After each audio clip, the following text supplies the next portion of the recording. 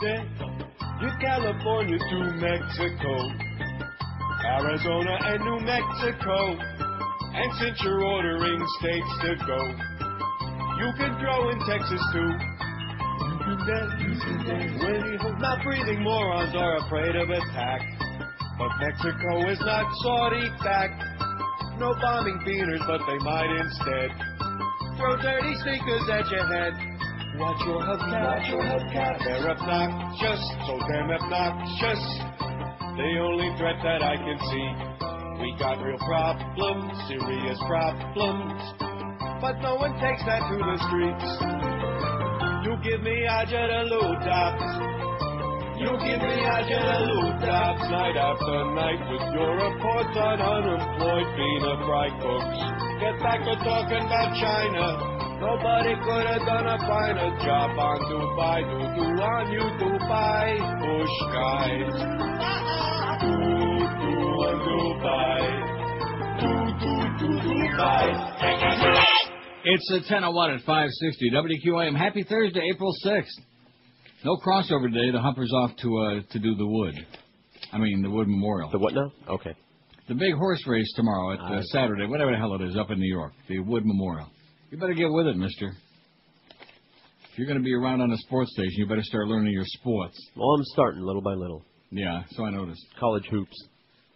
Bombing near Najaf Shrine kills 10. Here's some more good news from Iraq. A car bomb detonated today near the Imam Ali Shrine in Najaf, killing 10 people, wounding 39 more. Every single day. It's just massive bloodshed, and nobody cares because the public's they're busy. They're occupied with important crap. All around the world. They got bigger fish to fry. Just like all those people with their Mexican flags. Oh, God. The blast took place in Taudai Square on a road leading to a cemetery in the south-central Iraqi city of Vashdam Shiite Islam. Police are on alert, have imposed a citywide curfew.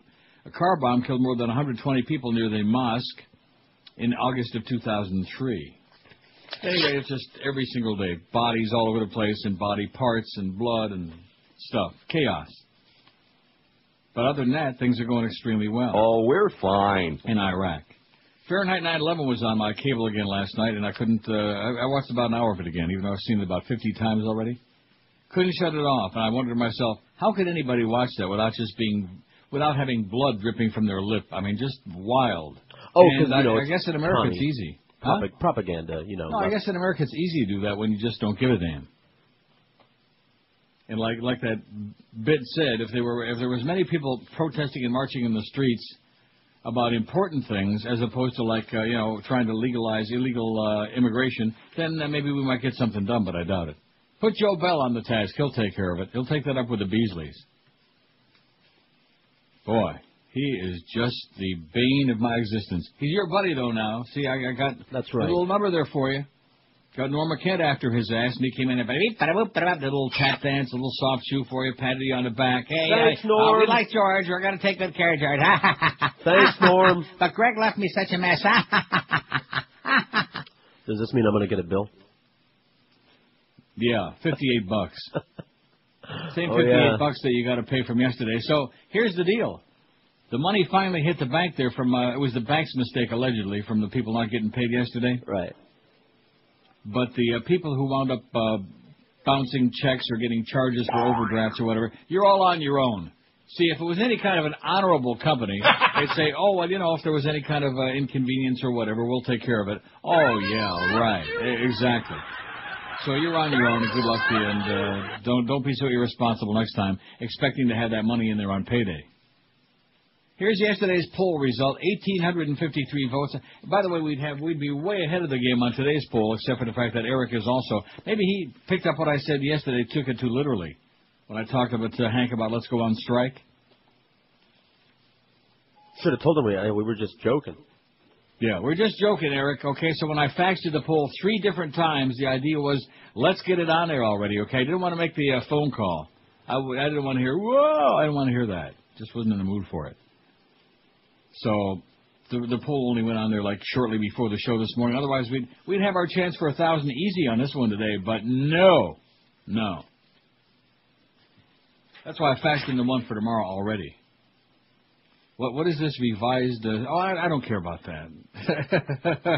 Oh, look at that. We got Curtis 8 to 10. Jesse Agler, maybe he got his ass fired for being in there diddling around. Well, now, was he the one that was like in the control room yesterday in the middle of our show and stuff was going on in the air? We don't know. No, I don't think we'll ever know.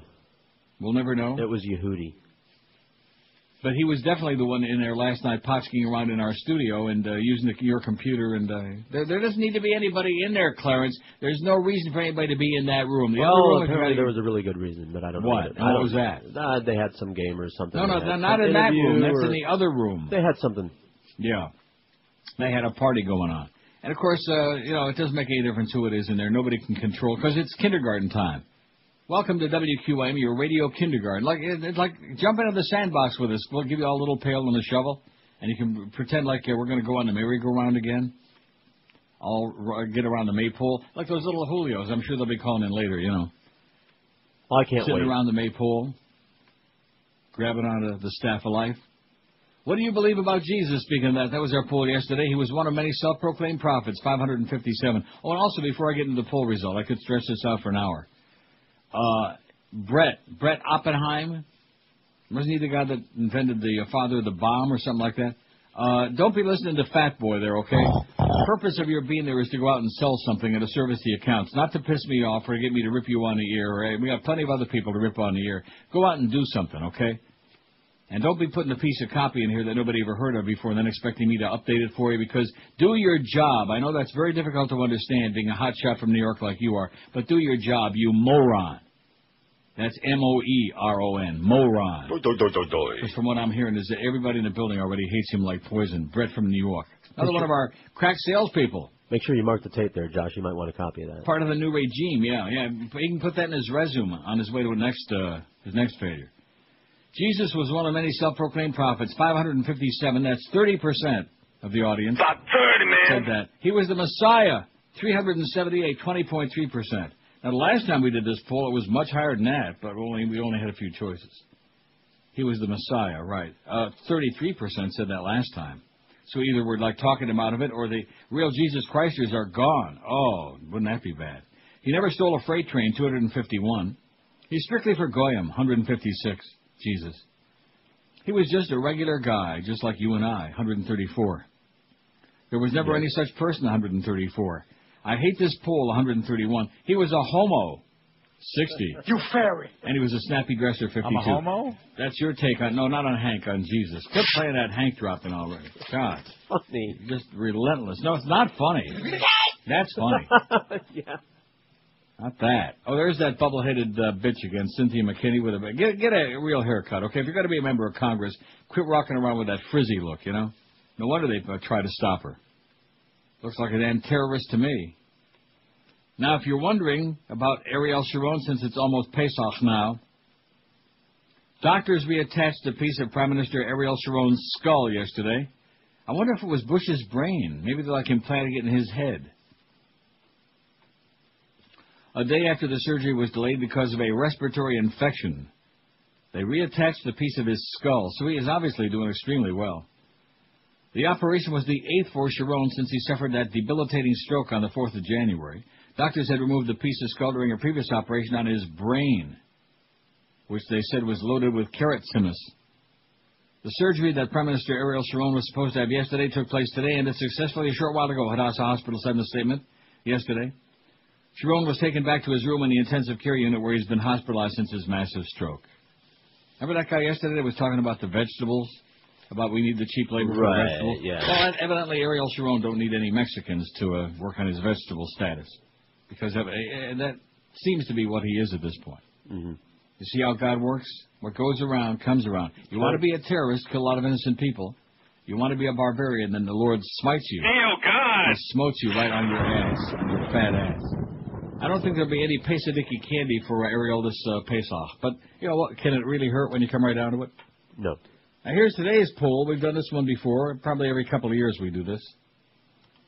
Well, actually, we did fairly recently the things that they don't want to hear about. Because it's negative, they like that a lot better. We don't want to hear that. In fact, generally speaking, whatever it is I talk about or you talk about, that's what they don't want to hear.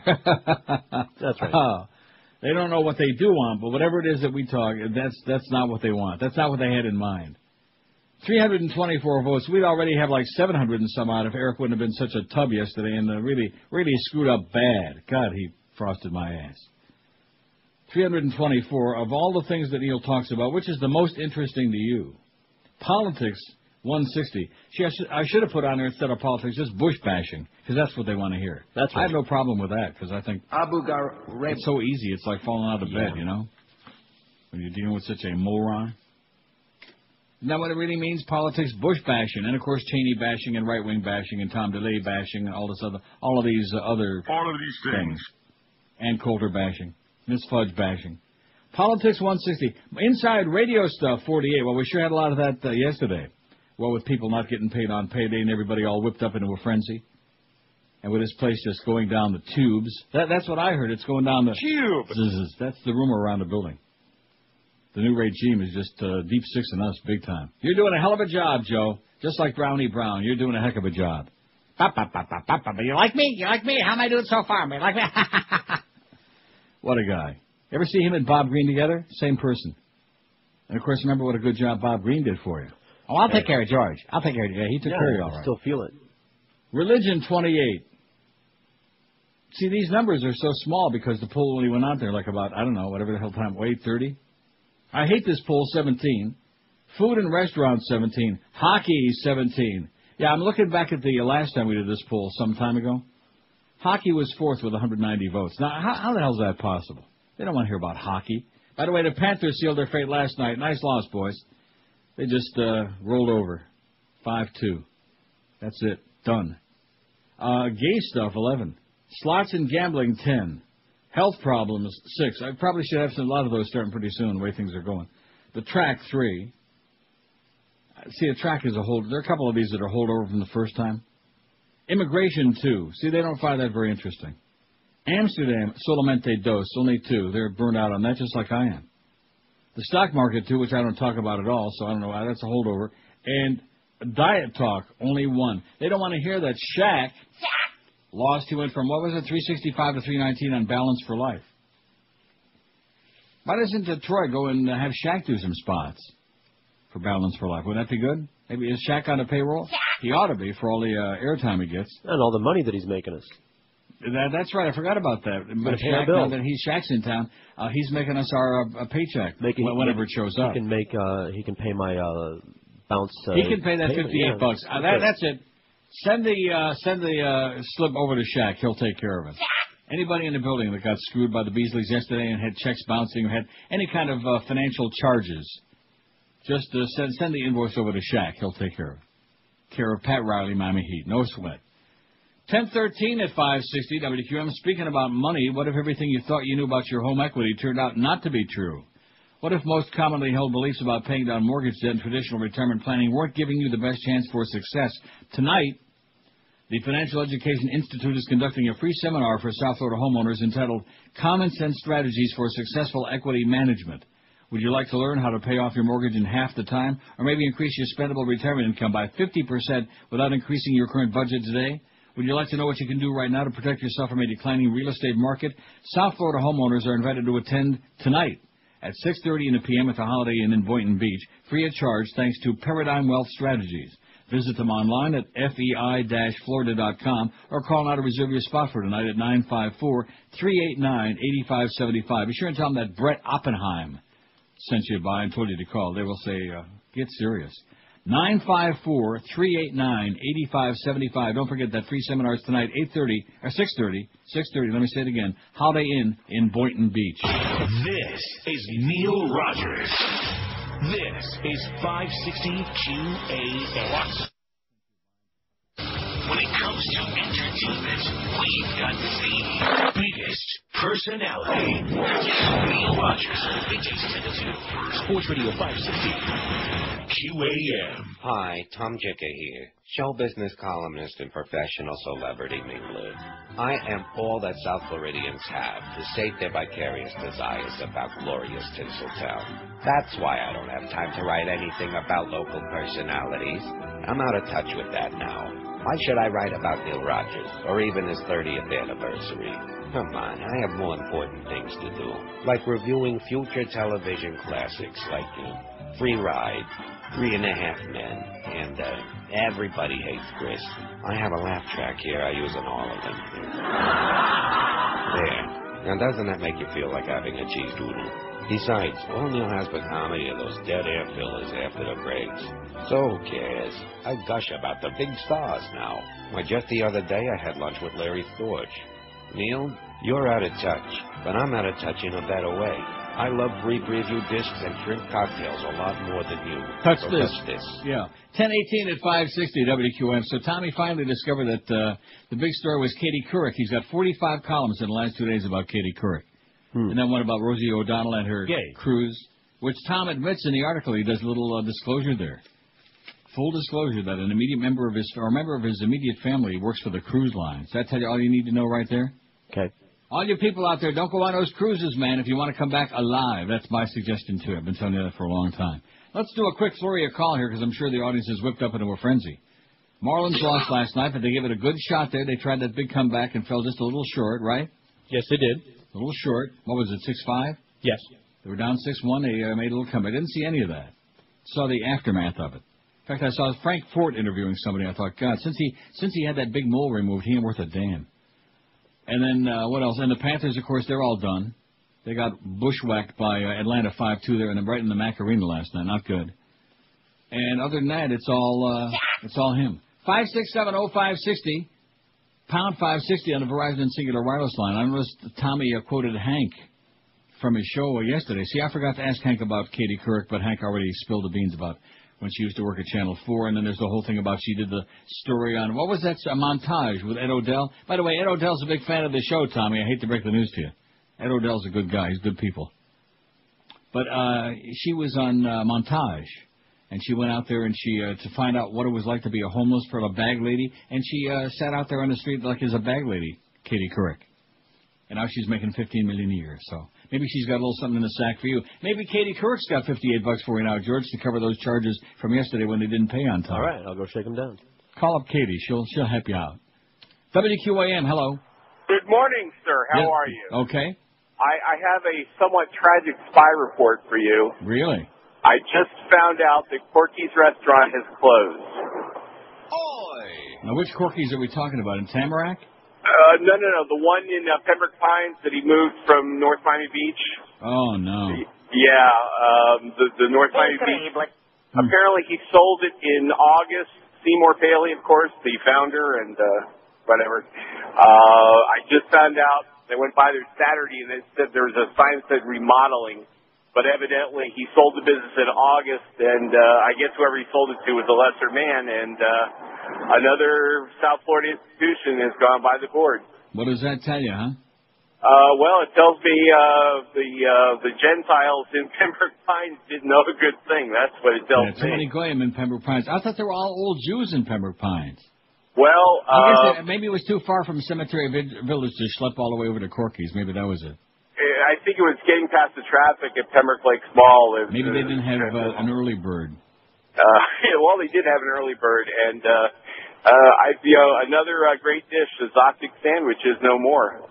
Wouldn't that be a great slogan? It's too late for the early bird at Corky's. Yeah. Well, thanks for the bad news, Pally. You're welcome, sir. Start Take packing care. now, amigo. I think I shall. And like the Chinese say, it's a goyish Welt. I'll see you.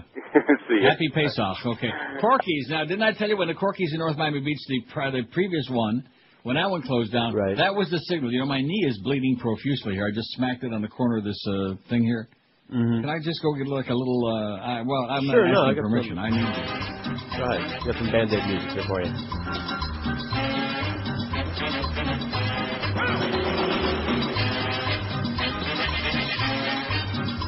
By the way, you were right, Neil. This is Prez Prado. Some research.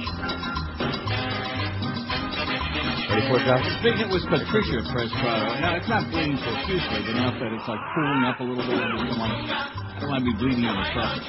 Let's see. A fax. Wait, that's enough Prez Prado, okay? KP of Coral Gable says, the wife said, Doc, look what the U.S. Army sent us recently. Guess things aren't going too well overseas, and now there might be a doc shortage due to all the carnage in Iran. Doo-doo. Searching for quality physicians for the Army Reserves. This is a flyer they sent to this guy. Bonus of $30,000 and student loan repayment up to $50,000. Be commissioned as an Army Reserve officer. Network opportunities, paid CME activities, serve your country while serving others. Excellent retirement plan. And there's Uncle Sam pointing, I want you, U.S. Army. How do you like that? Well, there's a lot of body parts and a lot of missing body parts and a lot of bloodshed and all this other crap. And the public is worried about crap, caca, nonsense. They're worried about the missing chick in Aruba and foolishness. And that kid that was like whoring himself online, and now everybody's supposed to feel sorry for him, Justin Berry, and yada, yada, yada. All of these things. All of these things. WQAM, hello. Not there. That's bad move on your part, man. This could have been your moment of sunshine. Everybody in town might have been talking about that important call you just missed making. All for days on. I'm telling you. No, we'll a lot of these people, this is their claim to fame. Look at that. Student fighting against deportation there on CNN. He can stay. 5670560, pound 560 in the Verizon and Singular wireless line. Look at those phones, man. Oh, brother. When that delay catches up in about 3-4 minutes, then you're going to see some real action. How's my knee doing? Oh, jeez. Just a little scrape. WQAM, Joe Bell line. Hello. Hello, Neil. How are you? Okay, sir. That's good. Yesterday, your crack staff in the building screwed up my request of, who was that, Lucifer sings the hits. Can you play Ty Domi for me? Ty Tommy? Ty Domi? Ty, yeah, not the hockey player. What do you mean the crack staff screwed up your request? Well, he's talking about the fact that he couldn't hear it because they were playing stuff in the other studio. The guy's right. Oh, that crack staff. Yeah, that crack staff. Whoever that it was, Jesse or whoever else it was in there. No, I know what you're talking about. All right. I appreciate it. No, I'll work something out for you. I'll play Ty Tommy, and then they'll play something over that in the control room. Yeah, we owe him a make good. No, it's just not right. I don't know what that was going on in there, and it's like Schlocksville in there. Schlocksville. Schmucksville. And you got this little baby program director with a bunch of these little baby children. It's like bad high school radio. With all apologies to WKPX and the kids at Piper I, we apologize profusely. It's like bad high school radio, not good high school radio, which they've been known for doing at various times. That's what we've degenerated into. Just a bunch of kids running around. Oh, here's a knob. Let me crank this knob, you know. Just like Wayne Gretzky likes to powder his knob. Well, there are too many people twisting too many knobs in that place. That's the problem, okay? We know when Greg was there, he liked to twist a few knobs, but he's supposed to be gone now. 5670560, pound 560 in the Verizon and Singular wireless line. WQAM, hello. You like Mendegos? WQAM, hello. QAM, hola. Look at these, man. Wow. How dare you, as Howard would say. WQAM, hello. I know they said 10. What about Tennessee? WQAM, hello. Georgia's cranked. WQAM, hello. Neil, good morning. Yes, sir. Hey, I don't want to belabor a point. I heard you mention a couple of times on and off about that pasta, and I'm a fat dude that loves to eat, and like any excuse to eat it, if you could give me the once-over real quick on it, I'd appreciate it. It's called Dreamfield's Pasta, man. You can get it at Publix. Dreamfield, D-R-E-A-M, and Dreamfield. There's 42 grams, but it's only 5 grams net. And it actually tastes good? Yeah, it's just like regular pasta. It's excellent. And it's called Dreamfield. Dream as in D as in dung. Gotcha. Thanks a lot, Neil. Good luck to you, Pally. Okay, D as in Dungeness crab. Wish my knee would stop. Let's see. Bleeding. Oh, jeez. Ooh, look at that. Blood. I could have got a Band-Aid, but that would have been too much fun. Because that stops it like right off well, it doesn't stop the bleeding, but it stops like the oozing, you know? We kind of like on this show to be oozing a little. Would you rather be oozing or losing? I think we're doing the second part real well here on QAM. We are just, talk about being behind the 8 balls. Man, this new regime they are so clueless, it's unbelievable. But you've been taken care of now, so you don't care now. You're in a better mood. Maybe. You're on vacation it remains next week. to be seen. Remember, he's got to go to the West Coast, and that's a different animal over there. Yeah, he's a paper tiger, you know. He'll agree with whatever you say. Oh, yeah, that's a really good idea. Yeah, let's take care of George. Everything's great with that show. Things are going really good. Let's take care of George. Josh, I don't know about that kid, but let's get all done. And then, of course, he goes over there, and no matter what he says, it's like Joyce just slaps him in the head just one time like that, and then, smacks him back into place. Too much talking smack. That's the problem in this joint. 27 past 10 at 560 WQAM. With lightning quick speeds, the latest features in security, Comcast high-speed internet leaves DSL in the dust. And today you can get on board for just $9.95 a month for 2 months with an always-on connection speed of 6 megabytes. Comcast high-speed internet is up to 4 times faster than DSL 1.5, up to 100 times faster than dial-up. Whether you're downloading music, watching streaming video, playing online games, or just surfing your favorite sites, Comcast reliable fast connection means you'll be flying through the internet. You'll be floating. Plus, when you sign up for Comcast high-speed internet, you get instant access to free features like the Fan, Video Mail, Comcast Rhapsody Radio Plus, and up to 7 personal email accounts, just to name a few. And not only that, but you also get McAfee security tools included, so you can be assured that your internet experience is always safe and secure. So what are you waiting for? Start doing more faster than ever before. Sign up for Comcast high-speed internet today for just $9.95 a month for 2 months, and you wonder how you ever managed to get along without it. In Dade, call 305-COMCAST, and in Broward, it's 954-COMCAST. This is Neil Rogers. This is 560 QAM. Hello, I'm Tommy from Thai Tommy, saying for the best Thai food and the best service. As long as you're not black, come on down to Thai Tommy on South Beach. We don't like black people. They don't tip well. Besides, why black people want to eat Thai food anyway? We don't have fried chicken on the menu. Oh, wait, I forget. We have a spare ribs. Lu Ching, Gai Chao, put the spare ribs on menu. So, if you're not black, come on down to Thai Tommy. Come to think of it, those damn gay people, we don't like them either. Sure, they tip good, but they talk too loud with funny lips. They serve other customers, no come back.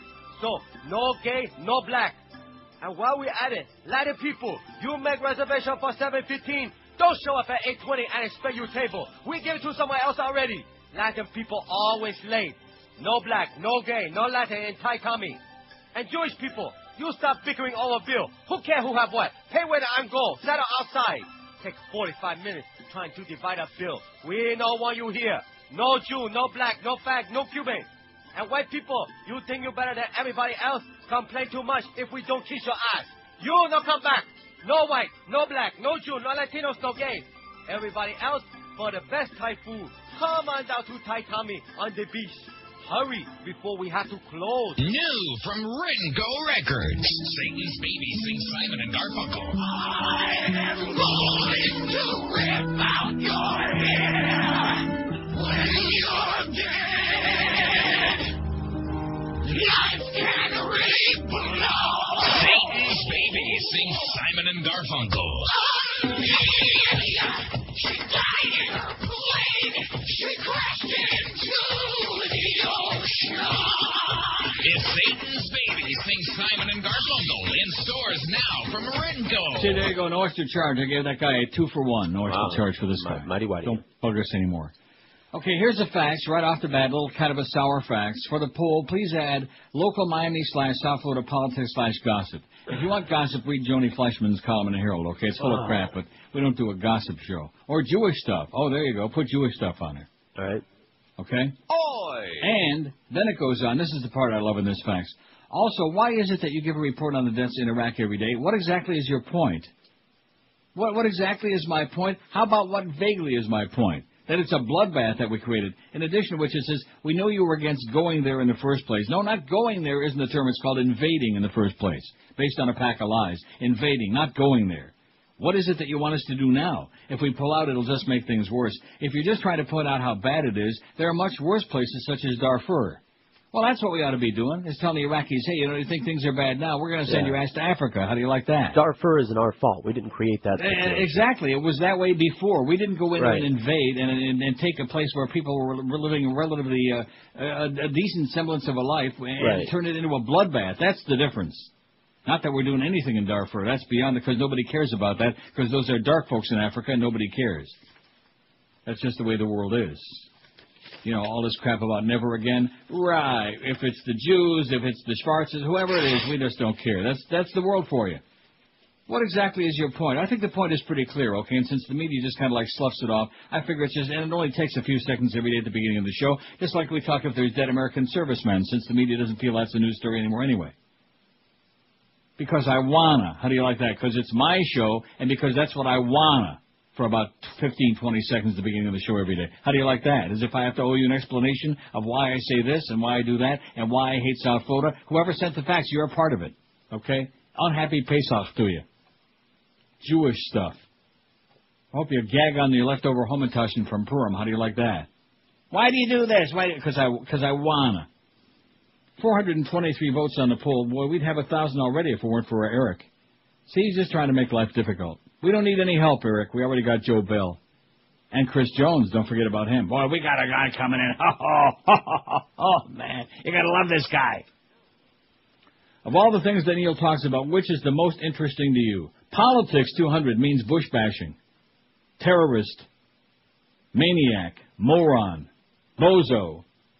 Smirking chimp. Inside radio stuff, 66. Well, if we ever get back inside radio, we can do that, you know? If we ever get back like in a real radio station. Religion, 34. I hate this poll, 26. Hockey, 25. How about those Leafs, huh? Oh! All out to win a desperate game against a girls' team. Highlanders played like all 10-year-old kids last night, and the Leafs barely pulled it out. Food and restaurants, 22. Gay stuff, 15. Now you're talking. I'm a 16. Just went up again. You're gay. Yeah, or my favorite, your new favorite. Yeah. And then there's always the abbreviated version, like just like that. Sorry. Slots and gambling, 12. Get a good machine, man, and we'll talk turkey. Health problems, 6. They're hoping. Amsterdam, 5. Immigration, 4. The track, 3. Track my ass. The stock market, 3. Jewish stuff, 1. And Diet Talk, 1. We're way behind the 8 ball. That's because it's the QAM and way now, man. Boy, I tell you, we're going to have some interesting memories about this place. Keep writing that I put a bandage. I took your advice. I put a bandage on my knee. Yeah. Not a good idea. It's all like I can see the gauze is like all bloody now. It's like, well, you got to keep replacing it. Get out of here. Look, it's either that or the blood's going to be... Who can afford to do that? Who can afford to keep replacing Band-Aids, man? Are you crazy? I know you don't wear socks, so you're going to be leaving blood stains. No, it's not like dripping down my knee. Get out of here. Or the blood either. Grand jury to hear. Here we go again with this right-hand column. I'm having problems with this on some of these faxes where the right-hand thing is chopped off. Federal grand jury will soon begin hearing evidence about Representative Cynthia McKinney's run-in with that police officer. A lawyer familiar with the case said late yesterday. He confirmed that federal prosecutors had agreed to get involved in the case in which a black lawmaker is accused of hitting a white officer after he tried to stop her from entering a house. See, I got news for you, okay? I don't know about you, but I'm sick and tired. Everything is a racial thing. If she just would have said, hey, I'm Cynthia McKinney, I'm a member of Congress from Georgia, whatever, that would have been it. It happens all the time. They said that. But no, instead of that, she and then she won't discuss what happened either. Even Soledad grilled her about 15 times yesterday morning. They showed the clip, and she won't answer the question of what really happened because she knows what she did was wrong. So in order to elicit sympathy now with that bad frizzy hairdo of hers, she's like, oh, it's a racial thing. If I would have been white. Yeah, just like with O.J. I don't know, but I think America is sick of that. We're sick and tired every time some dark person does some aberrant act, something that's unacceptable. Oh, see, if a white person would have done that, it would have been okay. Well, what's that got to do with it? Bull crap. If a white person would have done it, they probably would have shot him. Right. But a black person, they realized that would have got to be about a black woman's head. Oh, God. You know, she looks like she stuck her finger in a light socket, so she could be a terrorist for all we know.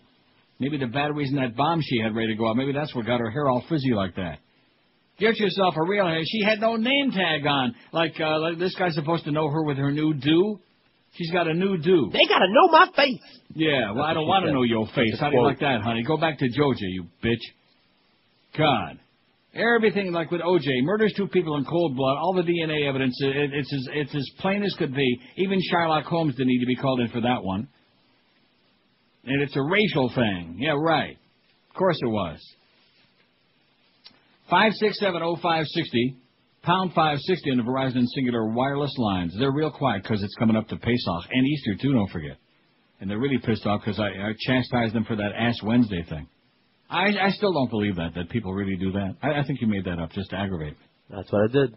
That living and breathing people with an IQ larger than their digit actually put asses on their forehead on Ash Wednesday just because some Getchke told them to do that? What if they told you to put pomegranates on your forehead? Would you do that? Yes. Oh. You know, Pomegranate Thursday. Isn't that what today? I think that this is today. Put a couple of kumquats on your forehead today. It's Kumquat Thursday. All right. Come on, Put a couple of sour grapes on top of your head, on one in each ear. because it's Grapes Thursday. Jesus. I mean, you people out there, when are you going to start using your brain? Get a search party and find one and see if it works. Find one that works. Smearing their forehead with ashes. And what's supposed to be the significance of that? Pardon my ignorance, but I'm not big on the Goyim stuff. Well, what is that supposed to mean? You know, I'm really not sure. Josh? Really? Now, Josh ought to know. He's a good Catholic. Help me out here. Yeah, sorry. You don't know what they're smearing because they call it Ass Wednesday and you're supposed to smear asses on your forehead on Ass Wednesday. You don't even know why? Perhaps it's showing respect. I have no idea. Showing respect? I don't know, nor do I care, really. Hey, you better care, man. You want Joe Bell to take care of your deal. This is Neil Rogers. What month is it now? We'll get back to you. That the Lord even loves Neil Rogers.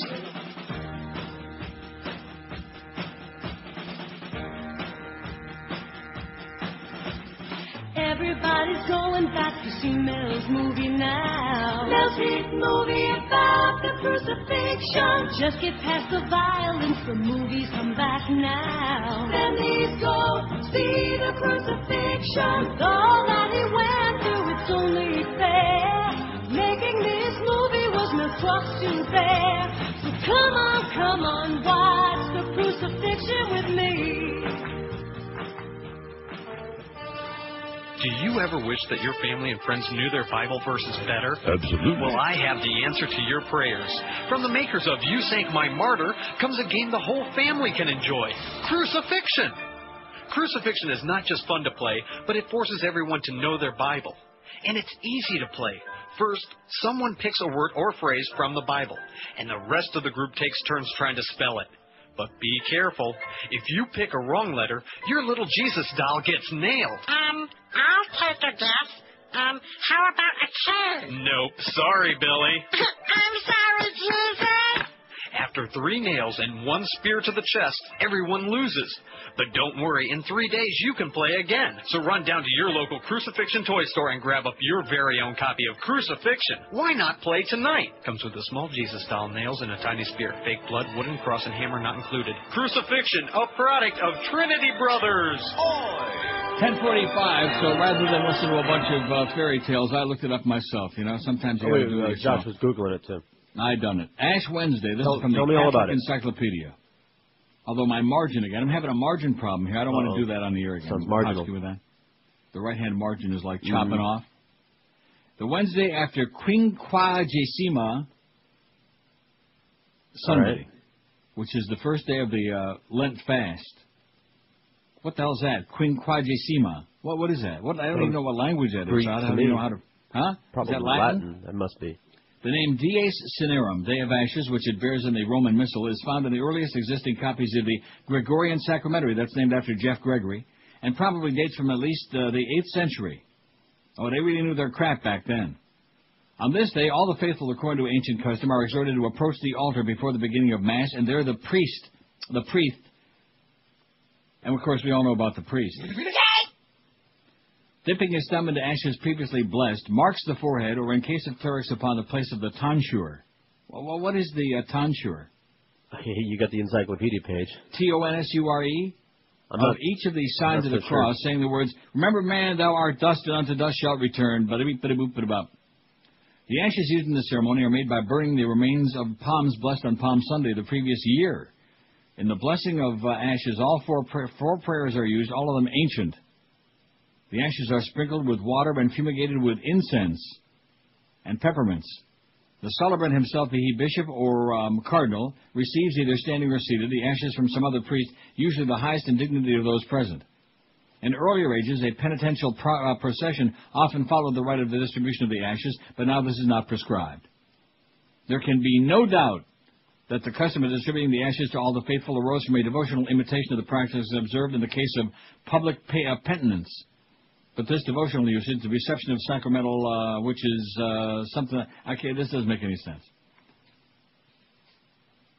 In the books both of the Old Law and in the New, that the men who repented of their sins bestrewed themselves with ashes and clothed their bodies with sackcloth. Oh, there we go with that sackcloth and ashes crap again, like Howard Beale.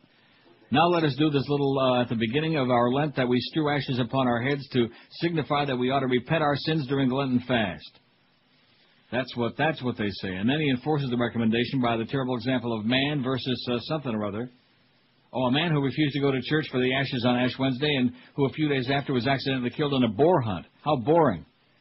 It is possible the notion of penance, which is suggested by the rite of Ash Wednesday, was reinforced by the figurative exclusion from the sacred mystery symbolized by the hanging of the Lenten veil before the sanctuary. But on this and the practice at the beginning of the fast on Ash Wednesday, it says, see, Lent. Can that be Lent? I've said that before, and the answer is usually no. Not always, though. Can that be Lent? How about what kind of material is that made of? Can that be felt? And every now and then you get like either a yes or slap in the face. One or the other.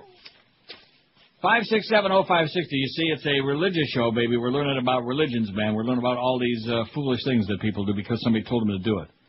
Just go to the cliff there and jump. Just jump as high as you can. The Lord will catch you on the way down. Oh, I guess maybe he was busy. Right. Oh. He was busy checking the odds in that ball game this weekend. Psych. Sorry. The hand of the Lord should reach out and catch you, don't you think? If you maybe believe. The Lord will take care of that $58 that you got screwed yesterday by the Beasleys. Faithful. Only if God you really will take care of your charges. Right. 5670560. Pound. In fact, isn't that what it says on the door there? If you work for the Beasleys, God help you. I think that's what it says. And pound 560 on the, or does it say you haven't got a prayer? One or the other. Verizon and Singular Wireless lines. WQAM. Hello. Hello. Yes, sir. Yeah. Just want to point out that and Eddie Pope quotes network in his column today. Really? Yeah. He probably just saw it for the first time. Could be. He calls the guy. I never saw network. My apologies. I'm as mad as hell, and I'm not going to take this anymore. Oh! That's exactly what he writes. And Neil, just I know you've been talking about immigrants in the past couple of days. I just think that anybody in this town that listens to Radio Mambi should be put on trial. Okay, I'm all for it. I'll be the judge, as a matter of fact. All right. Okay, see you. Hasta luego. Hasta que me olvides. 5670560. Yeah, anybody listening to Radio Mambi under the age of 100. If you're over 100 and you got green teeth, we'll give you a free pass on that. You can't help yourself like the Four Tops, like Levi's stub. Remember Levi's stub? No. I've seen it. 5670560. I think we just take calls today. I got a whole pile of stuff, but I don't know. I don't wanna, No. I don't want it. Well, they're all lit up. Of course, up. now that we got your deal all straightened out, now that it was so easy to do that, and had to have Norm call up Joe Bell. Joe Bell he's like a statue, man. You can't move him for love or money. But once Norma makes a phone call, all of a sudden, hey, Pally, He reminds me a little bit of that one too. In fact, George told me off the air. He didn't want me to say it on the air. That when Joe Bell came in here, he said to George, "Hiya, Pally," which I thought was a little bit over the top. Isn't that what he said? No. I see a lot of similarities there. A lot of blowing smoke. WQAM, hello. Good morning, Neil. Yes, sir. Okay, bye-bye. And by the way, there's another one for you. No extra charge, Reverend Schmuck. WQAM, hello. Hi. Yes. While we're at it, can we find out why Catholics can't eat meat on Fridays? Because that's the dumbest thing I ever heard of. And but they changed their mind on that because they got tired of tuna and macaroni.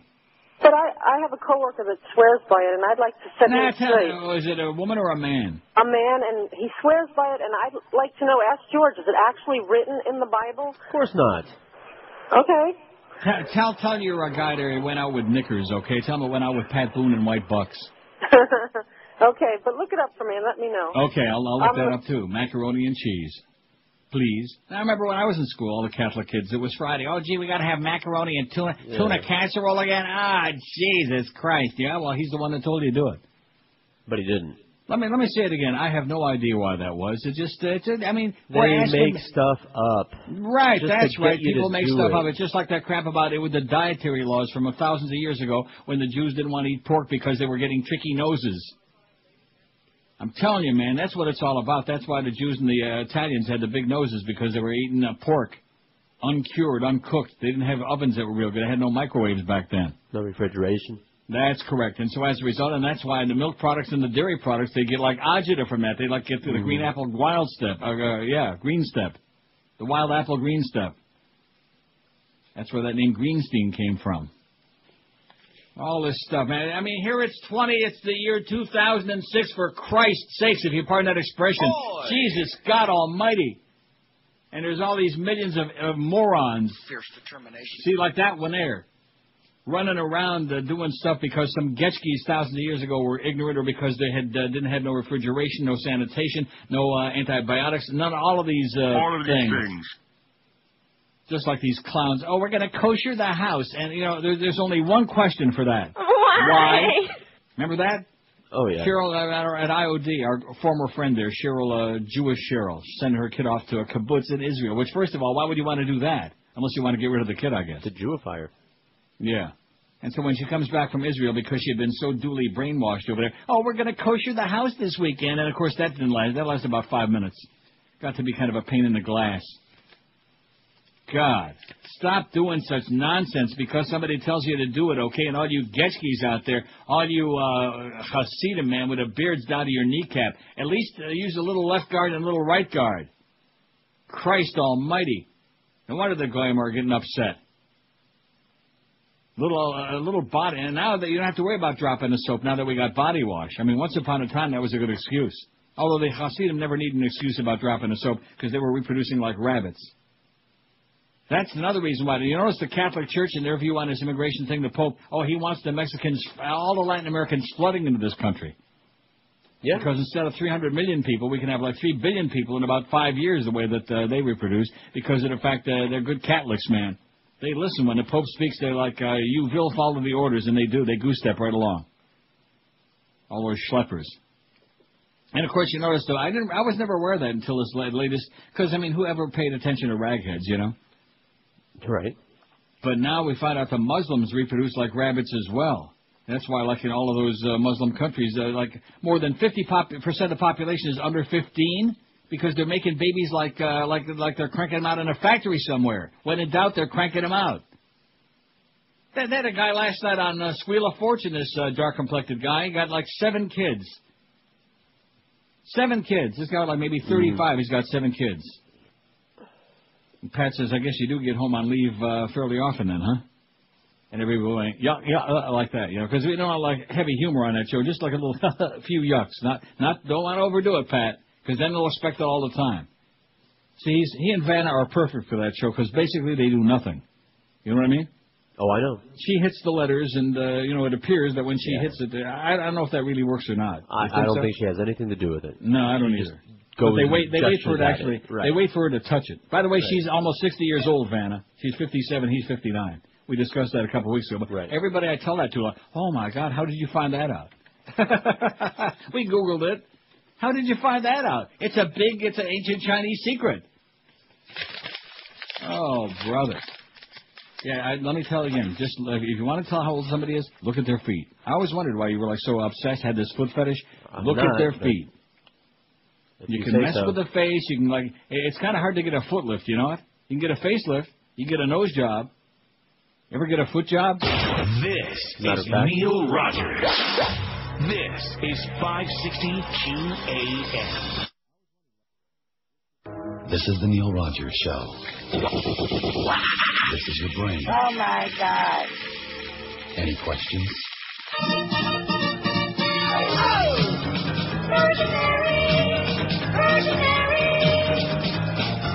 Now the Pope depends on you and the powers you possess.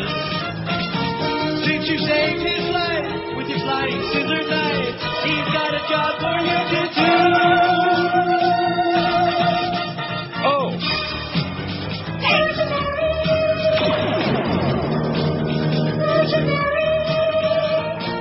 You have a brand new style too. We love the way you flop your due. With the big B on your chest and bulletproof skin tight dress, defending those who are oppressed. Oh!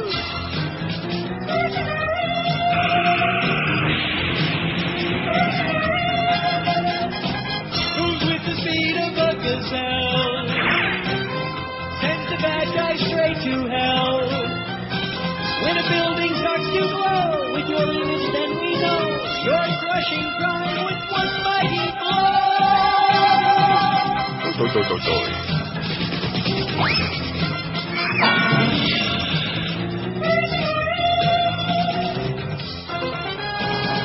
Oh! Was one mighty mow, or was that one mighty blower? You say Mo blows, I think. It's 11 o'clock at 560. State sponsor of terror. WQAM, there's the number one terrorist in the world right there, along with his buddy partner in crime, Tony Blair, and Jack Straw. Well, I tell you, we'd be really kicking ass if we had a good start, if we'd have started that poll last night around 5 or 6 when I wanted to. Eric, 509 votes on the poll. Wait till next time Eric sends me one of those bandwidth bills, monthly bill. Just wait. The pony's going to have wild diarrhea that day. He's going to take a real long, slow trip down there to Orlando, Eric. And then, of course, Eric will turn around and say, well, just wait till the next time you look at your website. It's not there anymore. That's a thought, Josh. Just imagine all the tourists in time would say of us. How are we doing on that fundraiser, by the way, George? How's that thing coming? Oh, I haven't asked. Man, that thing must be really kicking some serious ass. Set the world on fire. So I did look this up, and that woman that called a minute ago, she owes me about $5 for fax paper. Did you ever start faxing something and you had no idea how long the thing was going to be? Yeah. And then it said page 1 of 175 or something like that? Abort. So I finally stopped the damn thing after several pages. Some Getchke wrote this. He says, in an earlier article, I posted a detailed examination of the never-constant discipline of Catholic fasting and abstinence. Never constant. In this study, I shall raise but a few additional points. When I was young and Catholic, the priests and nuns in my parish stressed self-mortification. Or is that self-gratification? That's what the priests were stressing. Self-mortification through fasting and abstinence. One could eat or drink absolutely nothing. Absolutely. From midnight till an hour after Sunday Mass, if he wished to take communion. No meat on Fridays, Ember Days, Rogation Days, Holy Days of Obligation. These are good. Ash Wednesday, Good Friday, Holy Saturday, nor an additional day each week of Lent. There were exceptions to these strict rules, of course. Abstinence wasn't required on Sundays, even if a holy day of obligation fell on a Sunday. The rules seemed so complicated and so subject to change that one was grateful to have the priest remind him of his fasting/abstinence obligations, lest he inadvertently fail to keep one of the precepts of the church and be guilty of mortal sin. I'm getting choked. See, the Lord's punishing me. Must be my knee. That'll learn you. The laws of fast and abstinence have changed significantly over the years, which is interesting when one considers the Roman Church's motto, Semper Idem. Always the same. Mm-hmm. Semper Idem. Right, always eat them.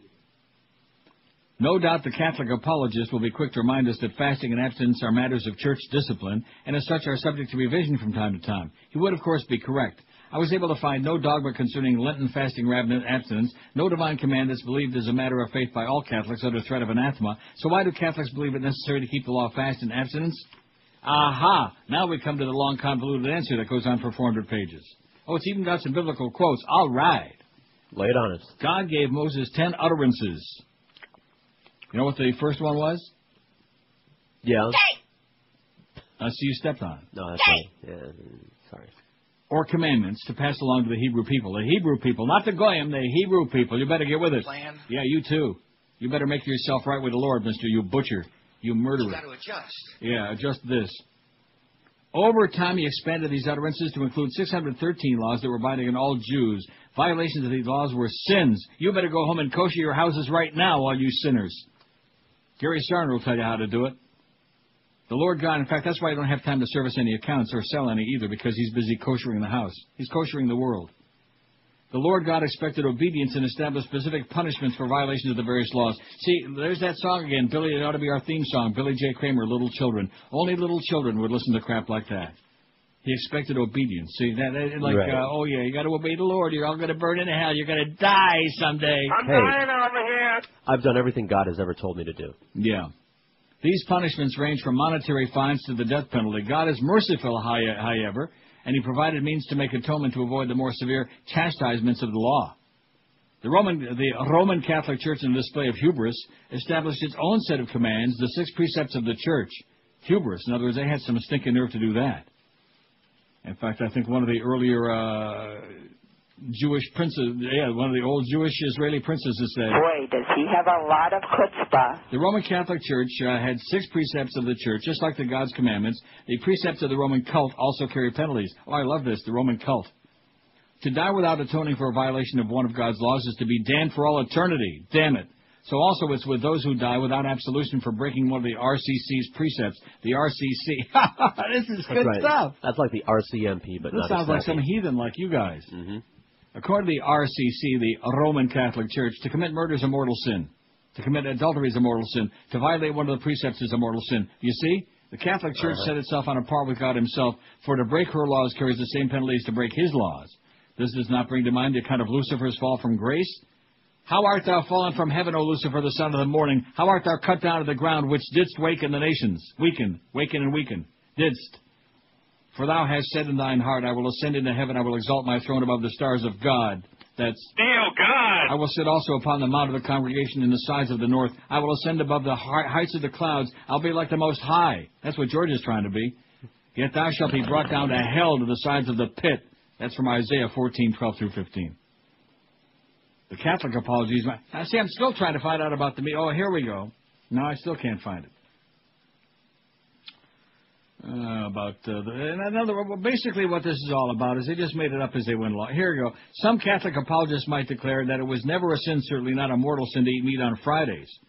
After all, they might say this was just a church discipline that some overly pious Catholics may have thought was a sin. I really like the forthright manner that noted Catholic theologian and church historian John Deedy deals with this objection. I wonder if he's akin to D.D. Sharp. John Deedy. D-E-E-D-Y. This is an old argumentative tactic, one encountered frequently in defensive Catholic strategies to explain away change by denying that any change in fact has occurred. It's kind of like Galileo. He used to be a bad guy. Now he never stole a freight train, you know. The denial may hold up as accurate in some instances, but not so far as the old Friday abstinence rule is concerned. The Gilmore Society, that's Doug Gilmore. The Gilmore Society's 1913 Catholic Encyclopedia, complete with nihil obstat and imprimatur from John Cardinal Farley of New York. Oh, Cardinal Farley! Hey, Father Farley. And once the definitive source of Catholic information was unequivocal on the obligation to abstain from meat on Fridays. Texts of theology and catechisms of Christian doctrine indicate that the obligation of abstaining from an element in one of the commandments of the Church. Satisfaction for sin is an item of primary import in the moral order. So in other words, I guess instead you could depends on the kind of meat we're talking about. You could do without sex on Friday or without eating meat. How can you Naturally enough, don't even go there. Naturally enough, abstinence contributes no small share toward the realization of this end. As a consequence, the law of abstinence embodies a serious obligation whose transgression, objectively considered, ordinarily involves a mortal sin. All the sinning all the time, man. Everything's a sin. If you fart the wrong flavor, it's a sin. Joyce will certainly punish your ass, especially if it gets on the air. The unanimous verdict of theologians, the constant practice of the faithful, and the mind of the Church place this point beyond C-A-V-I-L. I have no idea what that word is. C-A-V what now? C-A-V-I-L. Kabul. Kabul? Rhymes with That's in Kabul. Afghanistan. They who would minimize the character of this obligation so as to relegate all transgressions such as to originate in contempt to the category of venial sin are anathematized by Alexander VII. Aha. So there you have it, it says. Yeah, there we have it. Yeah. It is a commandment of the Roman Catholic Church that all Catholic faithful conform to the laws of fasting and abstinence lest they be guilty of a mortal sin. Doesn't say anything in here about macaroni and cheese or even tuna noodle casserole, which isn't that bad. You know, tuna noodle casserole, if you put it in the oven and you brown it until it's you bake it until it's a little bit overbaked, almost burned on top. Oh, right. Man. Oh, yeah. Isn't that good? That is good. That's the best. And I think you will go to hell if you eat too much of that. I'm going there anyway, so. Be the year of training the police. Oh, I know he's going to hell. I'll pack a lunch. If there's a hell, I guarantee you he'll be first on line. His tactics. Oh, God. Of all the things that Neil talks about, which is most interesting to you? I think religion is my choice. I voted politics. Religion came at a very strong third the first time we did this poll with 20%. Now it's way down there. Because the religion one, we chased them all away. Good. Or maybe we've converted everybody. Good. 534 votes. What a shame, Eric. We could have made 1,000 easy today if you wouldn't have been eating bologna sandwiches with peanut butter and jelly. I was just joking about that yesterday. Right all afternoon, he was eating bologna sandwiches with extra crunchy peanut butter and jelly. Just think about that. Can you think of anything more disgusting? Ugh. Not at the moment. Other than eating maybe tripe or head cheese. Ooh. Politics 249. They want to hear a lot of bush bashing. Competing elements. Yeah. Inside radio stuff, 84. Religion, only 47. Well, too bad. I like it. Because almost nobody, especially in America, has got the balls to talk about what crap it is. Western Europe, they're like, you people kidding or what? You really believe that garbage? I hate this poll 38. Hockey, 29. Let's talk about those Ottawa Senators. Oh! Not. That Daniel Alfredson. Food and restaurants, 26. How's Marty Havlat doing? When's he ever coming back? Gay stuff, 21. Slots and gambling, 12. Get that good machine ready, man. Oh, speaking of getting a good machine before I finish with the poll result. So Jacob writes his column about this Rosie O'Donnell thing, which I wouldn't give her the time of day, that fat cow. So she's having one of these gay cruises to the Bahamas. See, I hate to break the news, and so they went down there, and she stayed on the ship while the other people went out, and it took a lot of abuse from the locals because they hate. Gay. They can't stand. They're just obsessed. Yeah. Yeah. That's what they were screaming at. Everybody got off the cruise ship when Rosie took them down there. Yeah. It's like rubbing their noses in it. They don't want you there, okay, bitch? They don't. They hate you. They can't stand in the Bahamas, man. It's just they're not their thing. Not that anybody would want them anyway. Religion 47, I hate this poll 38, hockey 29, food restaurants 26, gay stuff 21, slots gambling 12, Amsterdam 6, only 6. See how they've soured on Amsterdam. Health problems 6, immigration 5. Not that now wouldn't you think in South Florida that would be really big? We did that poll the other day. No, I voted politics too. No, the track 5. We don't talk about the track except Pompano Park when they run a spot. The stock market 3. Never talk about that. Don't invest any of your money in that crap. Remember, just think Enron. Right. Think WorldCom, Enron. Think .com. Think AskJeeves.com. Jewish stuff, too, and diet talk, too. How about Jewish diets? How about Pesachiki candy? And by the way, happy Pesach, everybody, and happy Easter. Hope that your Easter eggs are really good ones and filled with all kinds of good stuff. See, that's why a lot of people like this kind of year, because even at Pesach, you got Pesachiki candy, and I think also chocolate. I don't know. I don't know anything about Pesach. Other than the stale matzah. It tastes like cardboard. And wine. A lot of wine. Booze it up pretty good. And then Hasidim will go out there and throw stale matzah at you. That's one thing about the Jew. Well, it's like everything. Same thing with the Christians. The Protestants and the Lutherans hate each other. Everybody hates the Catholics, and they despise everybody who doesn't believe their crap, right? Right. The Methodists, the Presbyterians, the Southern Baptists, they all hate each other. That Bob Jones crowd, they're Southern Baptists, right? Yeah, some kind of Baptist. Think the Catholics are all going to rot in hell, and it's just a love fest, man. It's all about God's love, is what it is. God, you have it, man. You keep it, and don't forget tomorrow's Friday, macaroni and cheese. Get those elbows. Get those damn elbows. In fact, I'm smearing some cheese on my elbows right now. Maybe a little on my knee couldn't hurt.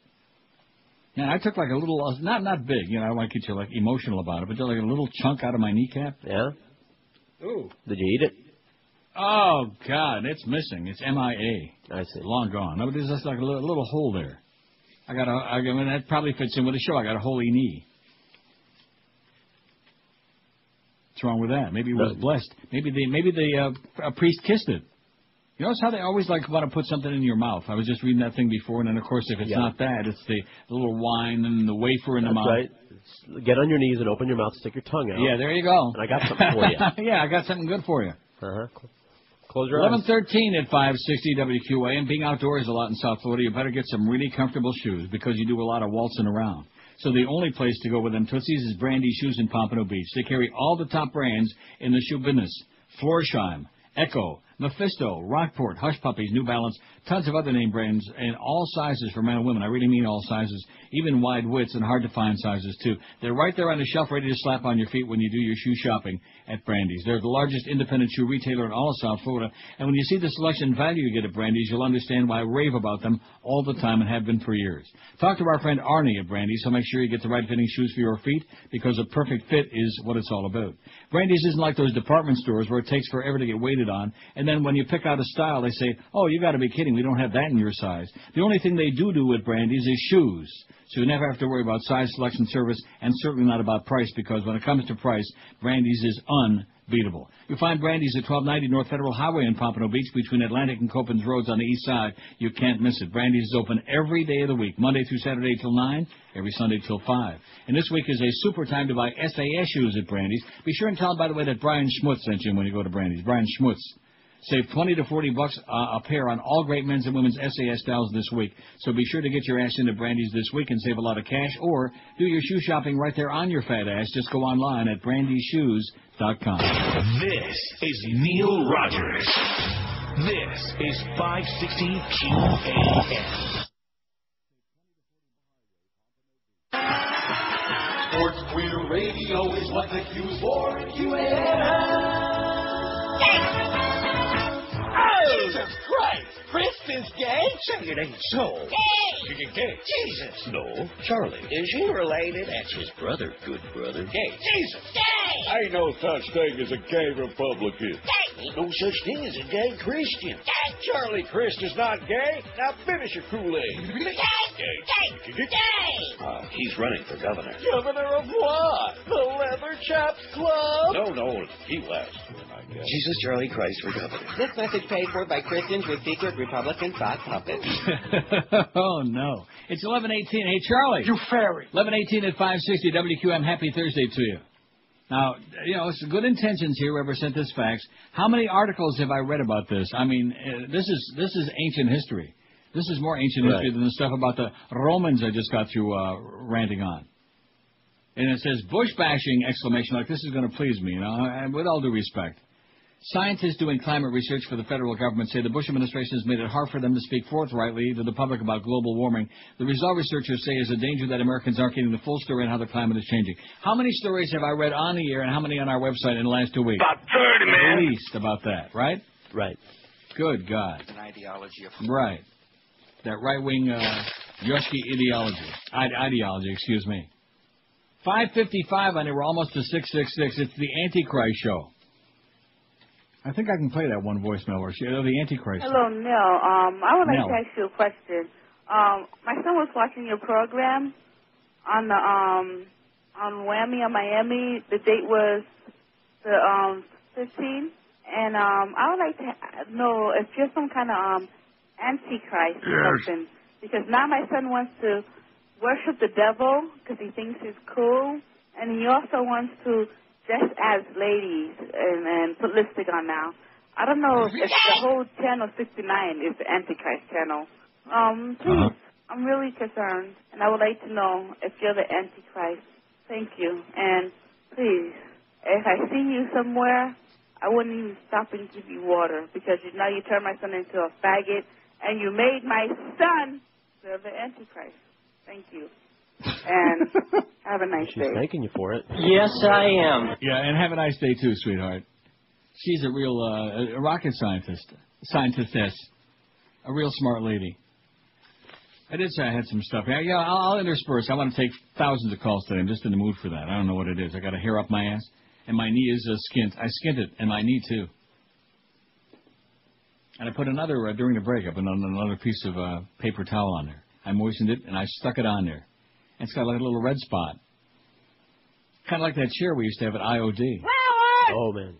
Walmart has turned aside a massive letter-writing campaign by the American Family Association urging the retailer to refuse to stock Brokeback Mountain being distributed by Universal Home Entertainment. The group, which has successfully campaigned against what it considers to be broadcast indecency, the American Family Association, launched the campaign last week after ads for the film began being displayed prominently in the retailer's 3,900 stores. In an interview with today's L.A. Times, yesterday, the AFA's Randy Sharp accused Walmart of helping to push the gay agenda by trying to normalize homosexuality in society. He added, but how many copies are they going to have to sell to recoup the losses of customers who they've offended who will no longer shop at Walmart?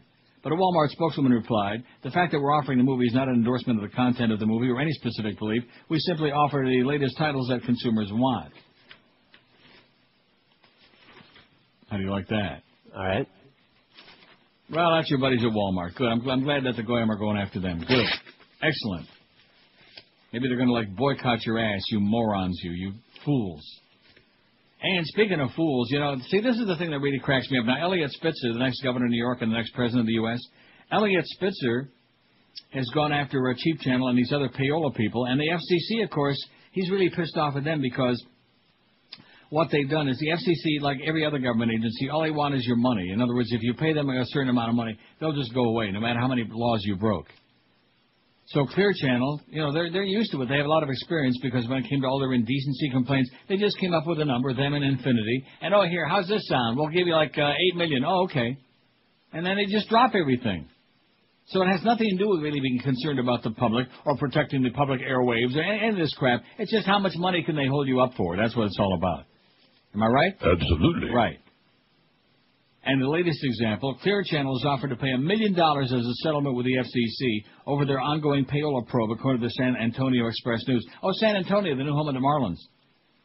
Clear Channel's chief legal officer, Andrew Levin, told the paper that the radio ownership giant is in talks with the FCC, stating, "We're willing to pay a reasonable amount to put this matter behind us." A reasonable amount. I think the Beasleys would do that, too. $8. Yeah, that's all they got. "We want to go back to focusing on our business and not on ancient history," said Mr. Levin, or Levin, or whatever his name is. Levin told the newspaper that Clear Channel has fully cooperated with both the FCC and Elliot Spitzer in both payola probes, turning over thousands of documents to investigators. He said, "Just because we're the largest radio company doesn't mean we have the largest violations." Yeah, you do. You're crooks. "We have been a model for the industry in terms of trying to put a stop to this practice." Right. Over the weekend, it was reported that Clear Channel, CBS Radio, Citadel, and Intercom were set to soon settle with the federal government over payola allegations. And then on Monday, Spitzer spoke on an interview criticizing the FCC for making their own deals with radio ownership groups while his criminal case is still ongoing. See what he's saying? Uh-oh, Senate leaders announced agreement on immigration reform. But wanted to go Here's Bill Spitz. to really make a very important announcement. And that is the American people are well aware of the challenge that we have today in terms of having an immigration system that is flat out broken. Having a bunch of crooks like you in the Senate, yeah. Broken interiorly, at the level of at the place of the work site, and also. And by the way, he didn't know he had that stock. Just keep that in mind. Program.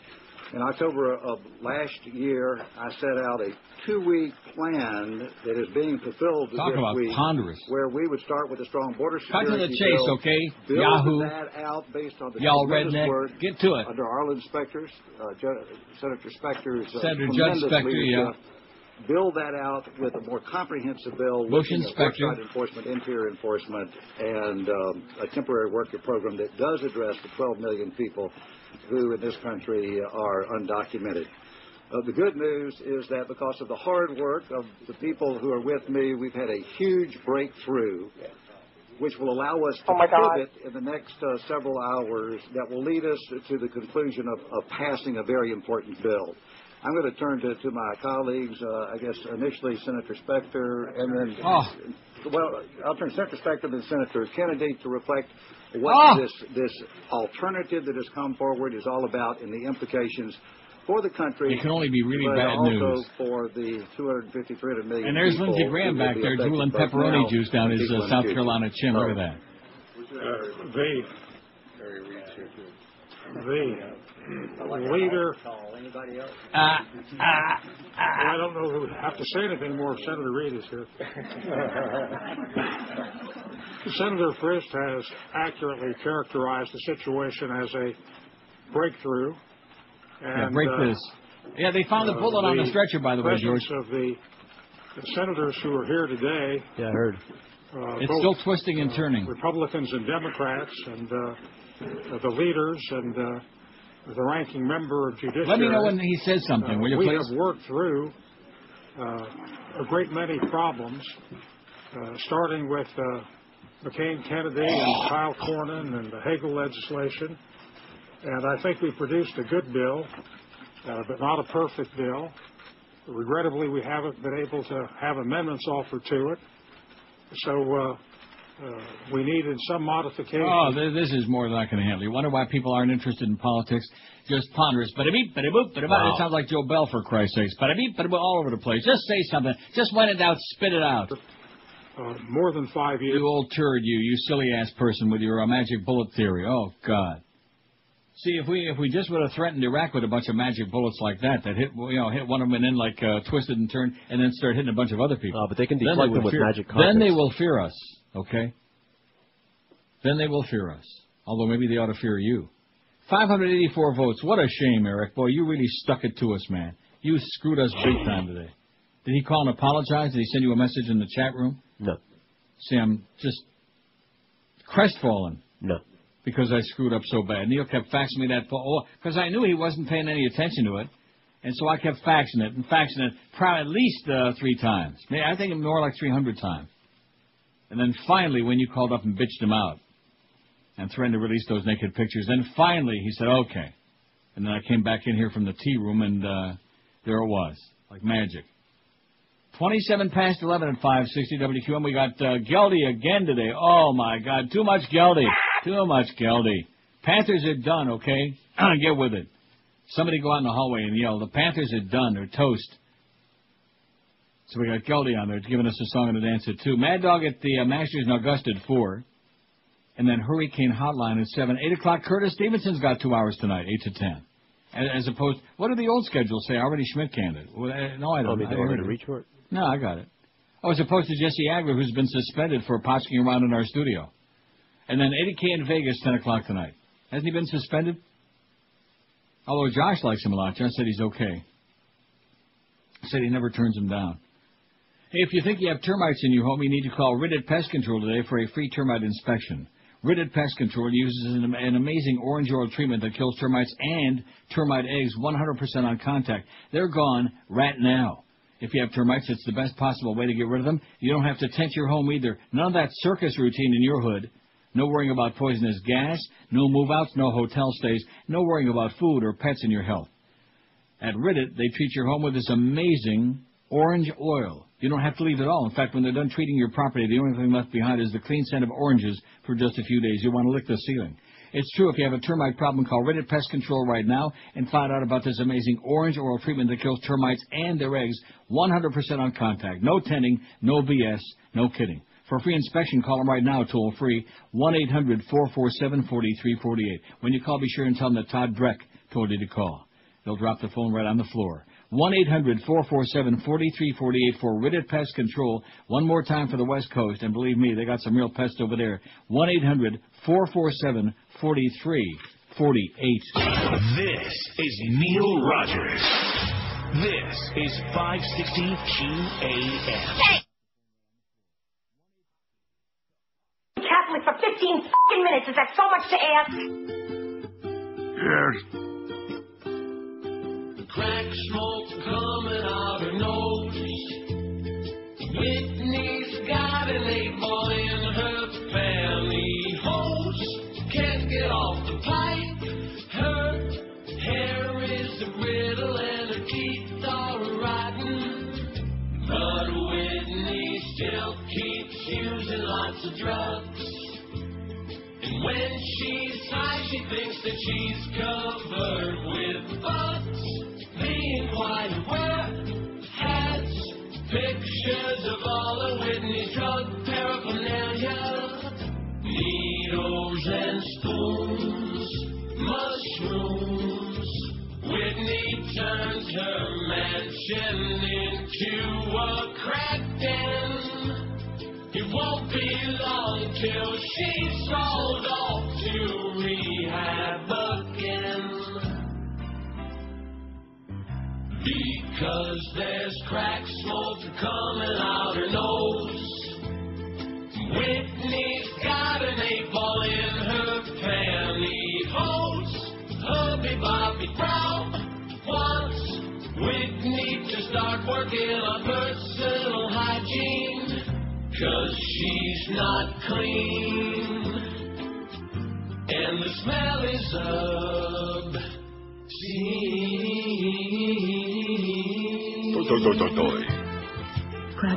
Got something heavy duty coming off the fax machine if it ever decides to print out.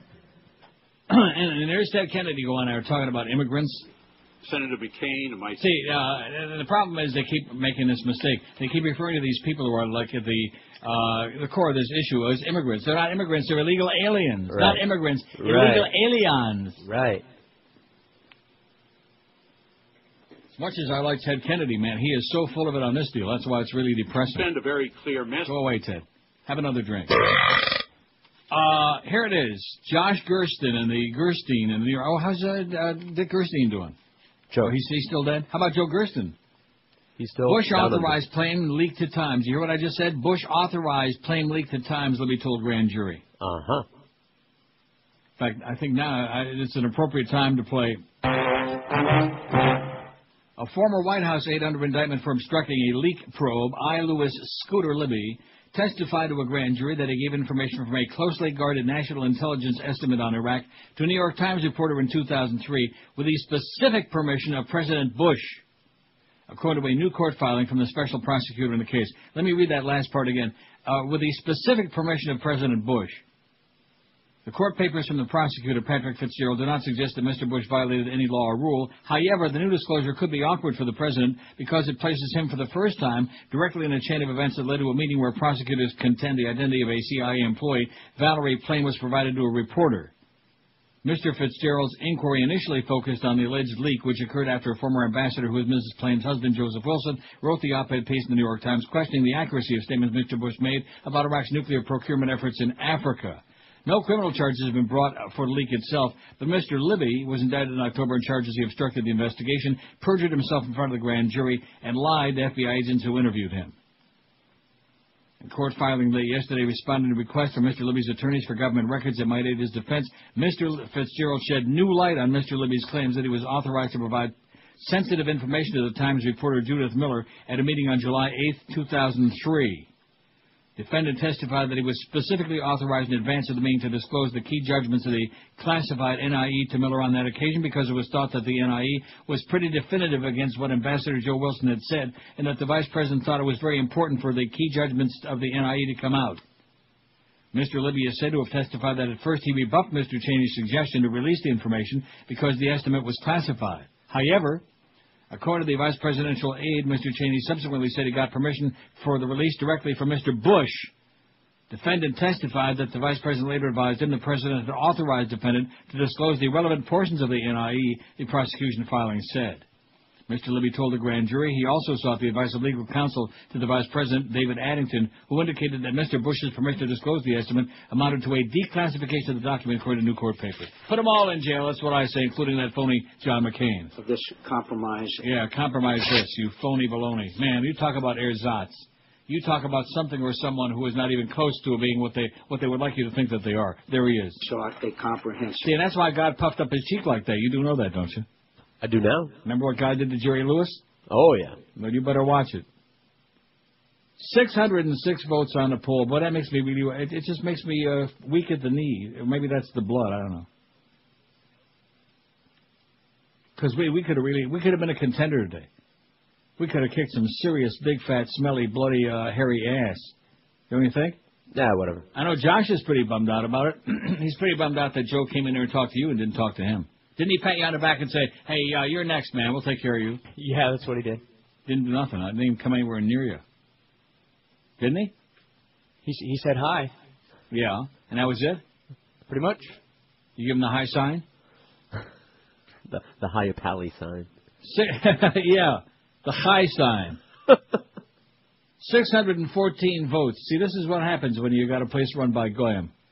Of all the things that Neil talks about, which is the most interesting to you? Politics, 276. Nothing even close. Just rip those Nazis an ass.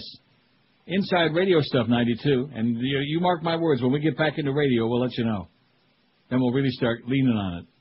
Religion, only 62. They don't want to hear that religious crap. I hate this poll, 42. Hockey's got... About 30, man. Get out of here. Stop with the nonsense. Food and restaurants, 29. Gay stuff, 23. Jewish stuff, 17. What about Jewish gay stuff like Harvey Firestein? You know something? It just dawned on me. I was taking a leak before, or maybe I was getting that Band-Aid. I was in the tea room.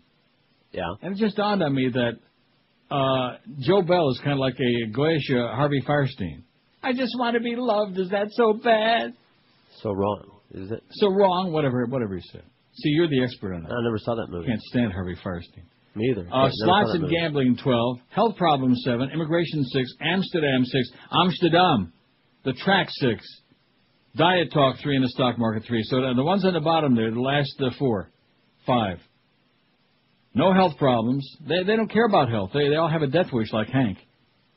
Immigration, Amsterdam, no more of that. The track, forget about that, except the spots when they pay. Diet talk, no mas. And the stock market.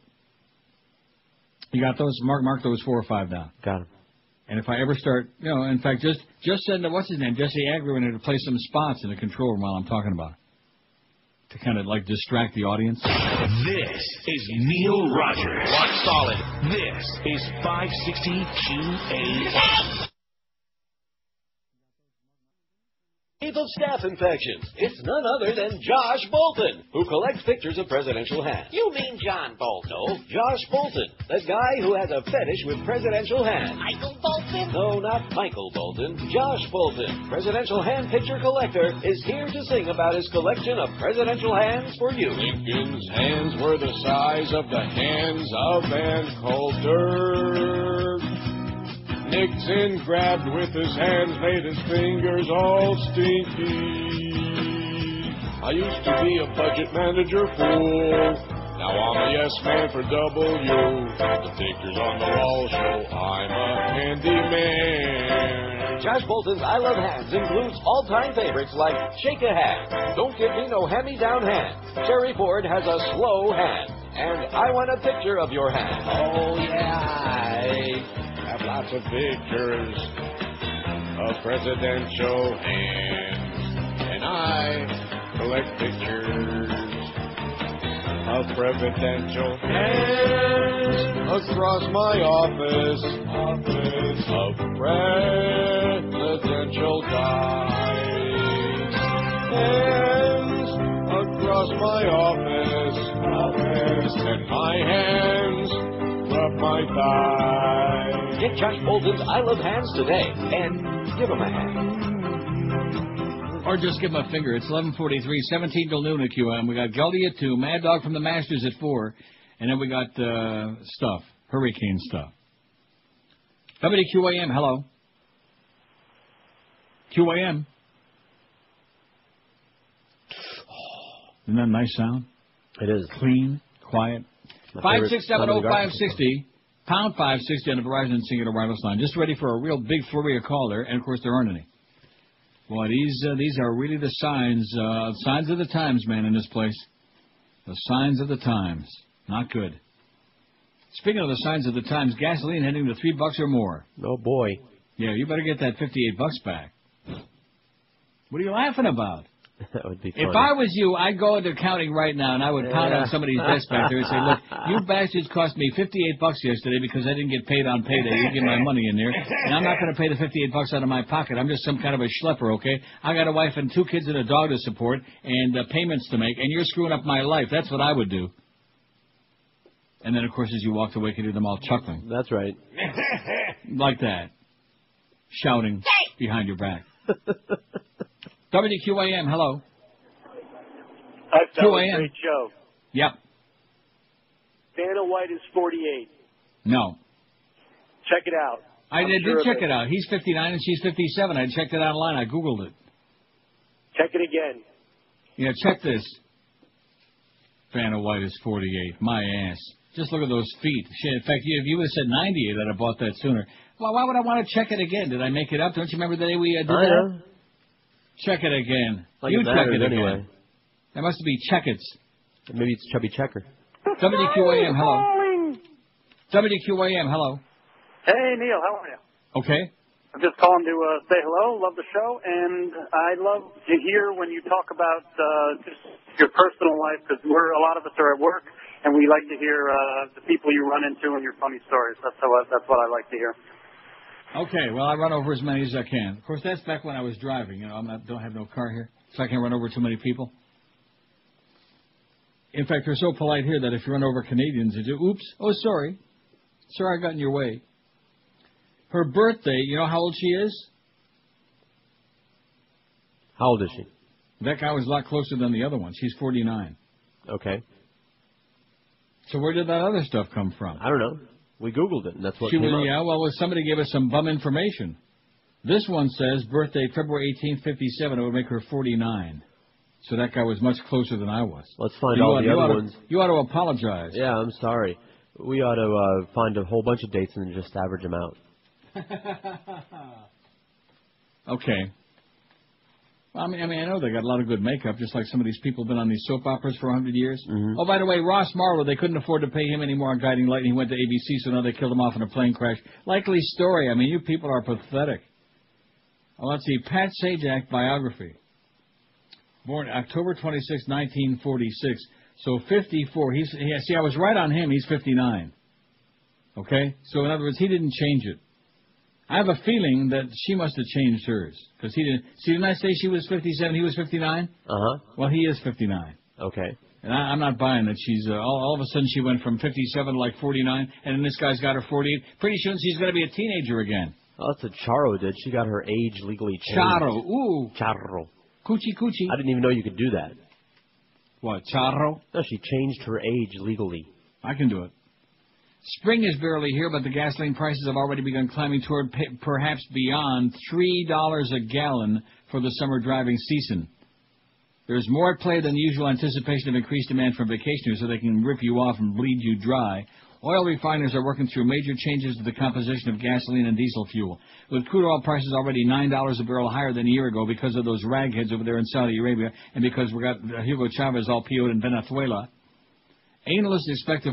You know something, seriously, the Saudis make me so angry. I saw a little bit of the Fahrenheit again last night, and when they show the scene there in the middle of the movie with the ragheads, sitting around, and then there's Bush 1, shaking the hands. Oh, yeah, my good friend. Yeah, my good Carlisle group friends. Uh-huh. I just want to vomit when I see that. I just want to go like right on my expensive Samsung 46-inch screen, but I don't do it. God, does it make me sick. And remember in the movie, then they show it from a distance, too. They should have shown a close-up. We'd have probably all puked. Where they're like having a public beheading in Riyadh in Saudi Arabia. Remember that? Yeah. And they show that scene from from a long-distance shot, and they're like, they just chopped the guy's head off. And the head goes rolling one way, and the body flops the other way. And, hey, there's those good civilized people, the Saudis. Too bad the Iraqis couldn't be more like them. And it wasn't a clean cut, either. He had a hack that head off. Yeah, he had to whack it a couple of times, right. Oh, God. In the last month, average gasoline prices in Philadelphia have climbed, as if we care about them, climbed by about 30 cents a gallon, or 13% to $2.60 a gallon. AAA Mid-Atlantic reports in South Jersey the 3-day average was $2.42.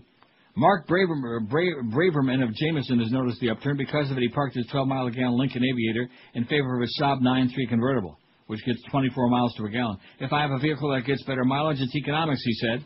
After gassing up, he was gassing it.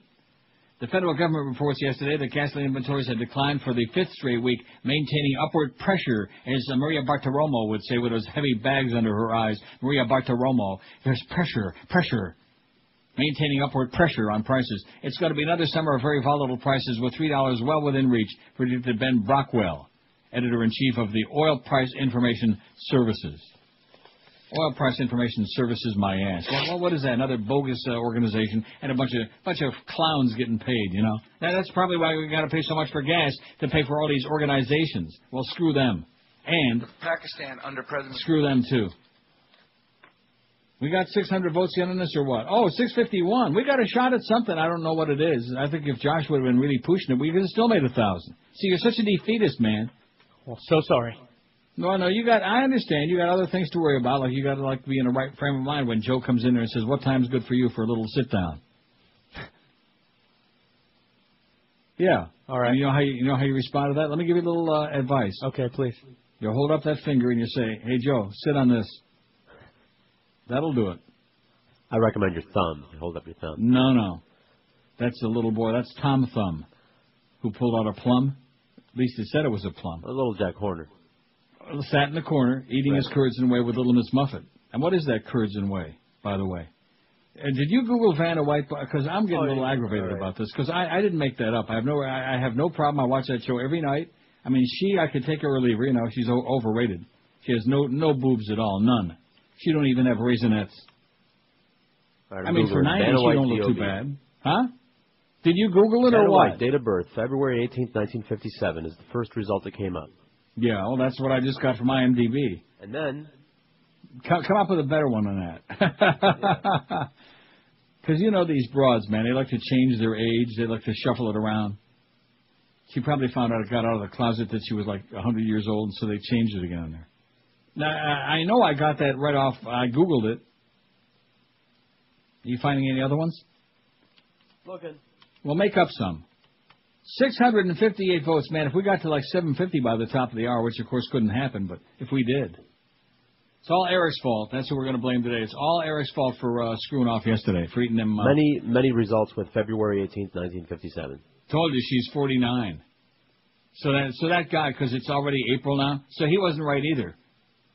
Although he did inspire me to look it up again. Okay, so we can correct that. We don't want to be spreading misinformation about Vanna. We'll just send a big apology card to Vanna. Yeah, send her a big apologia. For ruining her career. Say, what's the big matsia? Here's an apologia. Yeah, the money she's getting paid to stand there and pretending to be turning letters and stand there and like that. Oh, God.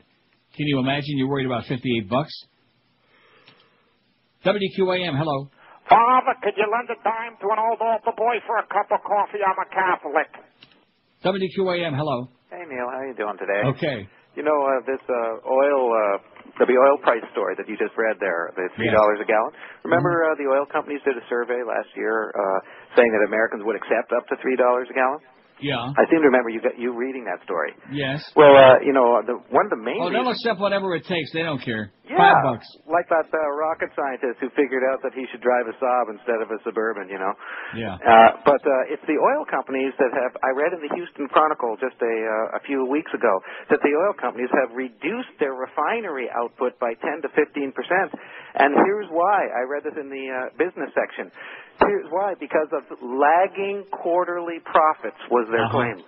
How do you like that? That's interesting because I just got through reading about the record profits for all these companies. I think the real reason is that they believe in one thing. Yeah. Gang rape is funny. Yeah. Yeah, exactly. But another thing I have for you in the proof that even a stop clock is right once a day, check out the Fred Grimm column today. It's about Catherine Harris and her connection to this Dominionist preacher that she went to school, this Swiss preacher. The Swiss guard? Yeah, this guy that she went to that was her mentor, you know, her religious mentor. You read a short story about that a couple weeks ago. But check out the Fred Grimm's op-ed column today. Sounds pretty grim to me. Okay, well, say goodbye, Pally. Thank you so much. Check out Fred Grimm in the Herald. So we found out 100 more websites and she's still 49. Aren't you relieved at that she's only 49? No, I don't care. I could care less. I don't care how old she is. She's 109. She's just like window dressing, and not good dressing, like salad dressing, only a little raunchy. 672 votes. Do you realize it could easily be like 972 right now? 1,072, 1,272, 1,572 could be like a real boost to our ego at a time when we need it so badly, so desperately. When our mismanagement is just flailing and floundering around. Hey, everybody like me yet? Do you like me? Huh? Maybe if he keeps coming in there and patting you on the back, you'll like him. Or maybe if he actually signs that deal with Norm, huh? Okay. Because I'll tell you one thing. No, seriously, if you don't talk Santino into making that deal, you're going to have some real service. You think $58 was bad. 567-0560, pound 560 on the Verizon Singular Wireless line. Just rolling along, singing a song. George on vacation next week. I'll be on vacation the week after that. And, then, of course, come June, whatever it is, the middle of June there, another vacation for me. And then we go on at George 3 days a week. I only work Tuesdays and Thursdays in the summertime, to which I say, I sure apologize. I feel so bad about that. You know? Yeah, right. I feel really guilty about that. You cry and cry all vacation, all summer long, right? I'm not doing my duty. WQAM, hello. Repent thy sins. WQAM, hello. Ooh, I like these. Introduces the commitment of policy it's always workshop. the same song. This hands-on workshop addressing No, but title that's not the commitments same and Bravo policies it's usually on. includes an Sure it is. exercise in title examination. It is not. Using estoppel information, searches, That's a and different preparation of bitch. That sounds a little bit like Joyce to me. WQAM, hello. When I saw that crucifix, I said, hallelujah, brother. WQAM, hello. Neil. Bad Linda Blair. Yes, ma'am. How are you? Good. Good. Listen, two things. First, I got the Best Of CD, and I was wondering how I could exchange it because it's it's messed up and it's skipping. Are there any left to be able to exchange that? Oh, there's a couple left. Yeah, there's a few around. I'm sure. How would I go about doing that? Are there How would any you go about remotes or doing that, anything George? in the Since you area? guys are the ones that came up with this cockamamie idea. You could bring it to the station and get one, or something. Yeah. Okay, are you guys going to be around anywhere that I could, meet the van or? Maybe. Maybe. Meet the van? That's another department, but how about this? Put her on hold. We'll get her number. Okay, I'm going to put you on hold, give okay? it to the appropriate parties, or have someone contact her, like either Miguel We'll or have the somebody website get it. guy. In fact, we'll have Miguel come right to your house and give you one. Bring it to your house and give you Are a you there? massage for the trouble. Hello? Illegal alien in Canada. Uh-huh. I think you hung up on her. Did I hang up on her? She'll call back if that's what happened. Well, what was that? What the hell was that? Either you hung up on her or it was a joke. You did. Oh, okay. I hung up on her? Josh saw it happen. Yeah. No. He saw it happen. That's right. He saw you hang up on her and punch maybe up you can that see idiot. which finger I'm holding up. This is Neil Rogers. Looks like a finger. This is 560 QAM. This is Dick Cheney. I like to relax by having Mary Magdalene massage my balls while listening to the Neil Rogers 12 to 1 hour.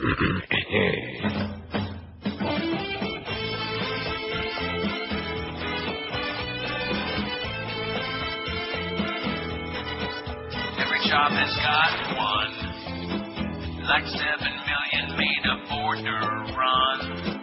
I hear them protest for the rights of an alien. They say this law is so cruel. Our illegals are Spanish-speaking foreign people. They've got no reason for leaving. They even go to my school. And then they say these laws ain't good enough. They just sit on a corner till you pick them up. It would change your life if they didn't take your food. 'Cause we're all so screwed. And it's not just politicians who are playing the fool. We're filled with all this emotion that we can't get through. They take the kind of jobs that we do not want to do. Give them green cards, make it legal, or else shut up about it. I'm Googling like crazy here. It says Vanna White just turned 117. Now, is that possible, or is that just propaganda? That's right. She's mummified. Is that propaganda? And then I Google Vanna and I get Pat Sajak. Talk about joined at the hip. Anyway, when you get off that Wheel of Fortune crap, 5670560. That lady called, don't call again. I mean, see, that's another reason not to get involved in that stuff. Oh, it's defective, or what do I do? Well, I didn't get. When are we going to get? We already had a zillion of those calls. When are we going to get it already? I ordered it like 5 minutes ago. That stuff. You mean that outpouring of appreciation that we always get? Yeah. Oh, yeah. Yeah. 5670560, pound 560 on the Verizon Singular Wireless lines. WQAM order line. Hello. Hey, Neil, it's Melissa again. You hung up on me. Well, that was strictly an accident. And I also wanted to say something else, if I might. Go ahead. Oh, okay. Well, actually, to George. George, didn't you grow up like Baptist, born again? I spent some time, but I didn't grow up that way. Grew up Catholic, but I spent some time being a born again.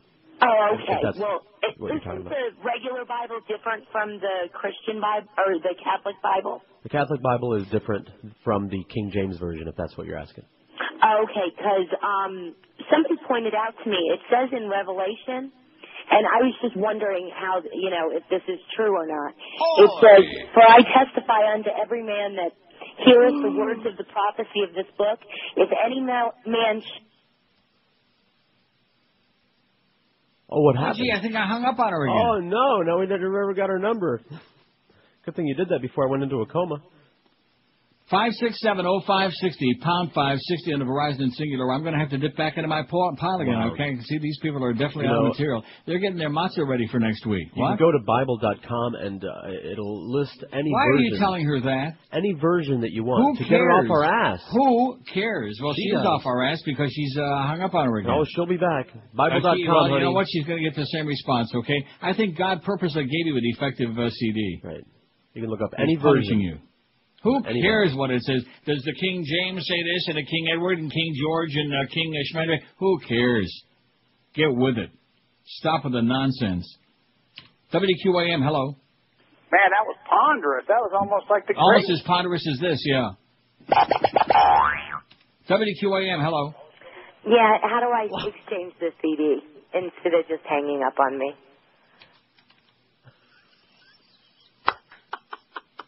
What? I think it was an act of God. It was an act of God. It was. Oh, God. Don't call me again, okay? I don't want to talk to you.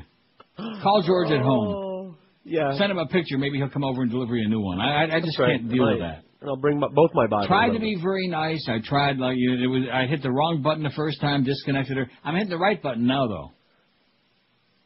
I wanted to put her on hold so you could do nice by her because she helped us out. Never again with these CDs. You know, Duff. That's the one you need to beat the crap out of. That's you fairy. Oh God. How about this? Email me Jorge@neilrogers.com. There you go. He'll take care of it. I'll take care of That's the CD. Jorge. That's Jorge. Right. The Bible story. So let me ask you: were you like born again? Were you like born the first time? Were you like? Did they forget to take away the umbilical cord? The good news is I'm dead again now. So I don't want to hear the good news. All I know is from the bad news. Most of it comes from that place. WQAM religion class. Hello. QAM. Hello. Duff Lindsay rots in hell. Yes, sir. This is Neil Rogers Show. Yes. I'm sorry, I couldn't hear you. I was wondering if you could take a call regarding the thoroughbred horses instead of biblical talk. Thoroughbred horses? Yes, I wanted to tell you what a great time I had down at the new Gulfstream, and I don't know if that'll interest you, but I just thought I'd bring it up. Not in the least. I mean, terminal, coma-inducing, man. I'd rather talk to that broad again about her CD. He had a good time at the new Gulfstream. He doesn't sound old enough to go to Gulfstream. You got to be at least 100 and have ID, and BYOB, bring your own bag. Although I hear that Gary Puckett and Union Gap are going to be entertaining out there in the parking lot. Not getting paid for it. They just got nothing else going on, so they're going to be like setting up their crap in the parking lot. Get away from me. WQAM, hello. Neil, how are you? Pretty good. Just to let you know, Chris Bush is back in town. Yeah, okay, good. 5670560, pound 560. I told you they're going to be good this hour. How many times she called so far? About 30, man. Right. Not to mention that flamer. Uh-huh. What did he say? Something about Chris Bush's... I think that's what he said. Yeah, we all know. We know. A whole bunch of you. WQAM, hello. Okay, so if I call 5 times in a row telling you that the shirt's too big, the CD doesn't fit in the slot, do I get the same kind of treatment? Yes. Unbelievable. People are so pathetic. Well, I wanted to give you guys an appreciative thanks because, you know, you guys go through all this work, and I hear all the song and the dance about nobody ever calls, and everybody's with the stupid nonsense of the CD is scratched, and do you have a small and a medium and a large? I appreciate it. I bought it for the last couple of years. Well, we appreciate the fact that you helped us out because, believe you me, this is the most embarrassing, the worst thing I've ever been involved in my life. We've been doing this for years on different stations, and this thing is just degenerated to a point where it's what's the point? Yeah, it's just nobody cares, nobody thanks. I don't download it off the internet, although it's all over the place. I spend my money. I'm sure it is, and of course that's why it just reached a certain point and then it stops because they're all like grabbing it up for free, you know. Yeah, slugs. All right, have a good afternoon. Thanks a lot, pal. I appreciate it. See, there's a good guy.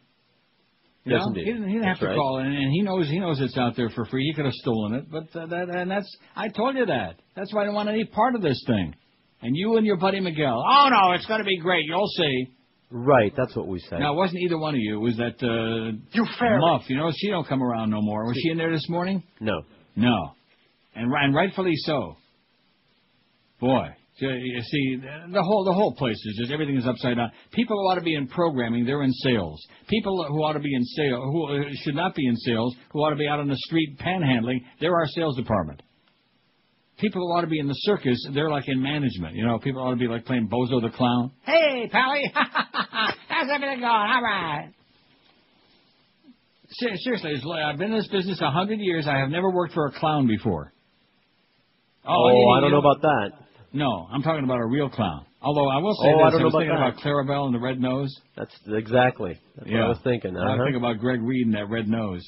Oh, and of course Mike Disney had a red nose that's too, but that was a different kind of red nose. Yeah.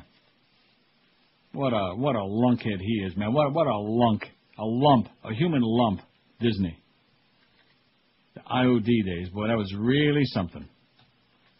Remember him puking in the wastebasket, all that? Real loser. That's my opinion. I'm Mike Disney. Yeah, Ethmer a genius. 5670560, pound 560. I wonder if he had a good time on St. Patty's Day. Mike Disney, he called you up and invited you to lunch? No, he didn't. Maybe Cheryl will invite you to lunch and she can give you her Yenta routine again. Oh, hey, Vay, don't you want to talk to the princess? We've had so many princesses. Howard!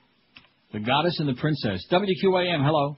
Hi, the CD is wonderful, but I just can't hear it. And I was I wasn't quoting the Bible. I was Who is agreeing with this? you Who is all. this? Is this you again? I was agreeing with you all. Is this you again? Again, it's the broth.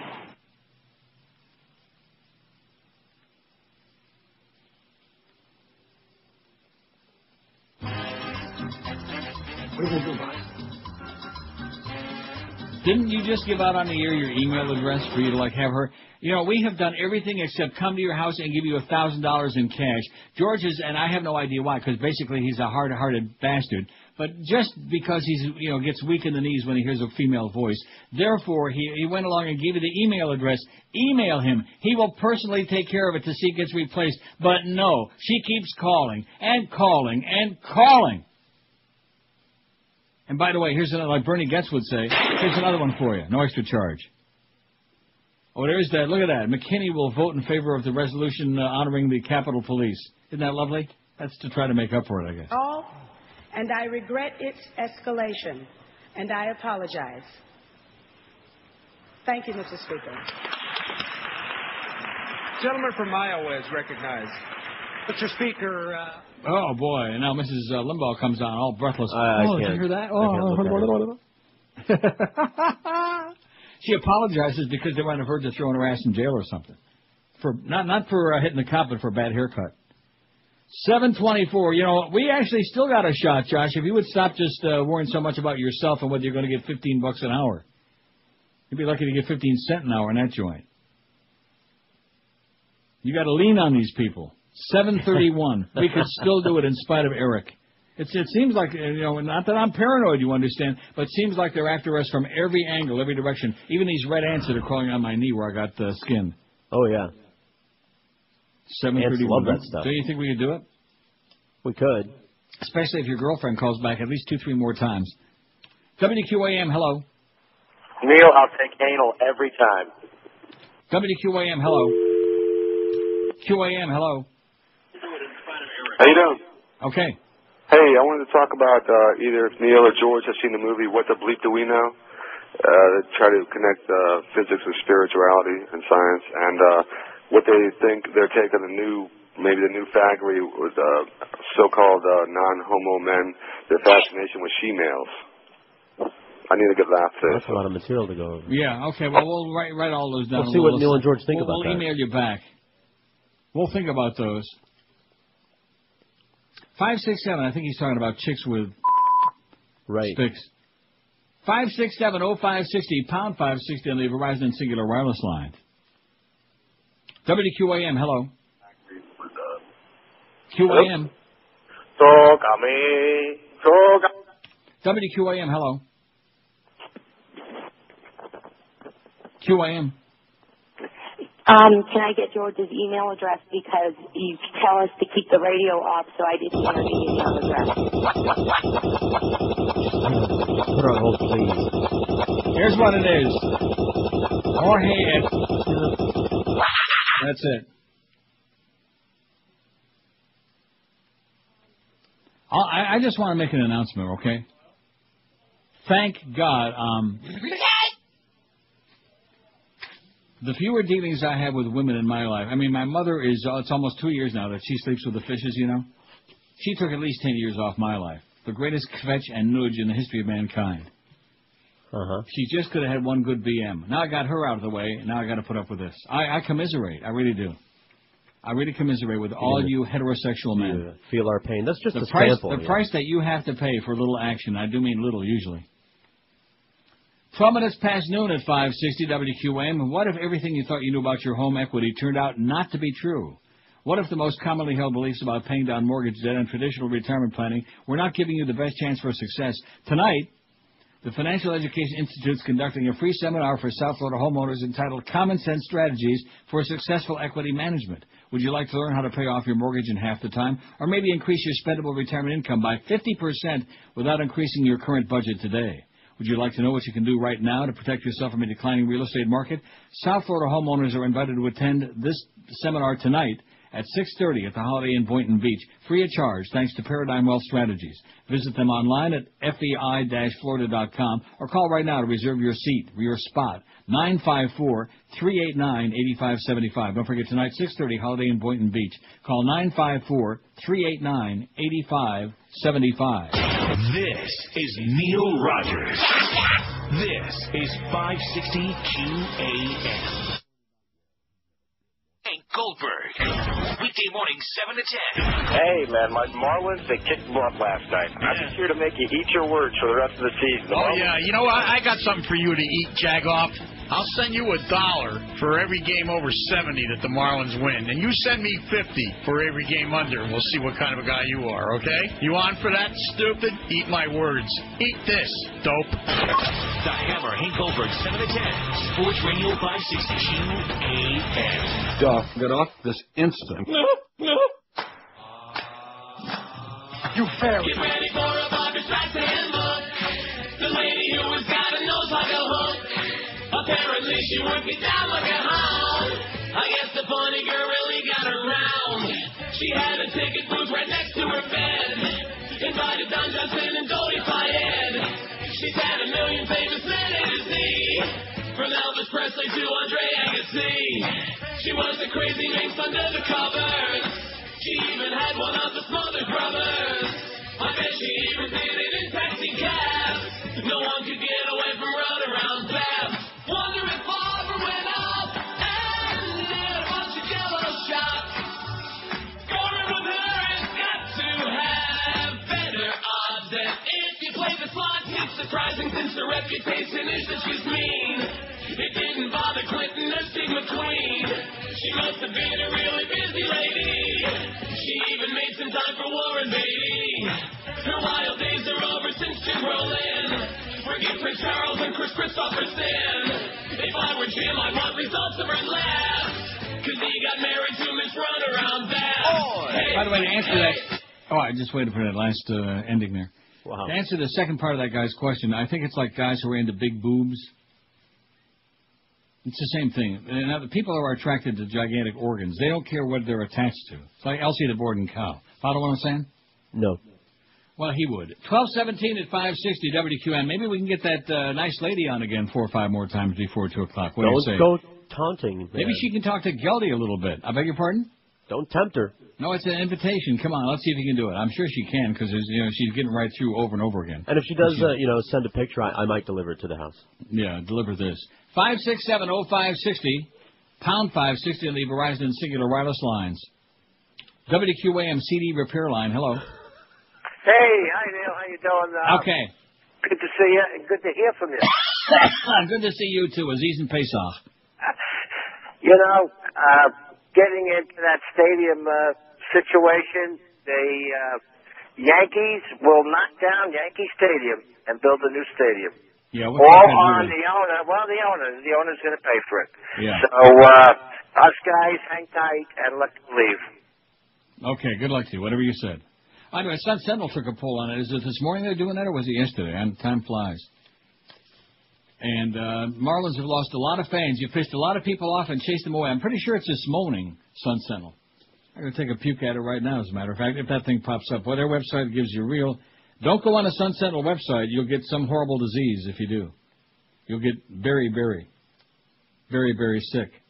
Oh, there it is. Now, let's see if that poll... Uh-oh, Cubans shoot 2, killing 1 in migrant smuggling attempt near Pinar del Rio. The Cuban Coast Guard shot 2 suspected migrant smugglers from the United States, killing 1 when they and a third man refused orders to halt their speedboat as it neared the island. Death sentence handed down in stomping murder of Hollywood retiree Gabby Tennis was sentenced to death on today for the stomping murder of 91-year-old disabled war veteran in his Hollywood home. Good. Now let's see. Where's that poll about the Marlins? You got it? No, they took it off already. They changed it. Yeah, they were sucking wind is what they were doing, taking it really bad news. A lot of people, and of course, a whole bunch of people didn't care about it in the first place, like me. A lot of people ain't going no more. They're cutting way down in the games, or they're just going to stop going altogether. You can't put, and I know they scored a lot of runs out there in that series. Big deal. They still lost 2 out of 3 games, and everybody and their brother is saying they're going to lose 100 games this year. Isn't that what the scuttlebutt is, Josh? That's what they're saying. That's what they're all saying. because the public has had the flying carpet pulled out from them too many times already. And you know how the Arab street gets pissed off when you pull the flying carpet out from under their feet? Just when they're about to like bend over and sniff the guy in front of them. I just don't know how the hell they do that, you know? All the real religious nuts. You watch them, what they're doing, and you just think, what is this? How could anybody be convinced to do such crap? Oh, that's what God wants you to do. Is that what it is? Think, yeah. What about Allah? Him too. WQAM, hello. All of them. WQAM, hello. We're rolling it. She'll get back in. WQAM, hello. Can you put some more of that mambo music? 5670560. It's Celia Cruz music. Cut the crap. Mambo my ass. I think that's the name of it. WQAM, hello. And just think, what is this? How could anybody QAM. do such crap? That's what God wants to do. Oh, is that what it is? Yeah. What about Allah? Allah, too. WQAM, hello. All of it. No extra charge. All right. And our last one, WQAM, hello. Sunbeam all alone, he shoots. 5670560, pound 560. Let me get back to my pile, okay? I thought this might work today, but it ain't going to happen. Really? Why'd you think that? Well, why the hell not? It's April 6th. Oh, is that why? It's Erev Pesach, and it's getting close to Easter Sunday, and Good Friday, and Bad Friday, and Ash Wednesday, and all these things. You'll see. You have little faith. WQAM, hello. Neil, how you doing? All right. All right. Listen, I've been listening to you in and out of the car today. Did you mention the fact that, what's his name? Jesus. We that mentioned singer Jesus, died? yeah. You did? Who is it? Gene Pitney. That was yesterday we mentioned he died. Yeah, yesterday. No It's old kidding. news I just saw it today in the paper. Okay, go ahead. I might know you be on top of it. Town Without Pity. And that was him. That's the South Florida theme song. You got it. You got it. Okay, Neil. Okay, say goodbye, pal. It's old news. Oh, did you see that Gene Pitney thing? He died over the last weekend, for Christ's sakes. It's Thursday already. We got 2 faxes on it, too, today. 761. We played all kinds of Gene Pitney music yesterday. We talked about him. I talked about how bizarre-looking guy he was, and it looked like this. There you go. Another Town Without Pitney, man. He's dead. Gene Pitney. He's still dead. He was 65, and he just died. That's it.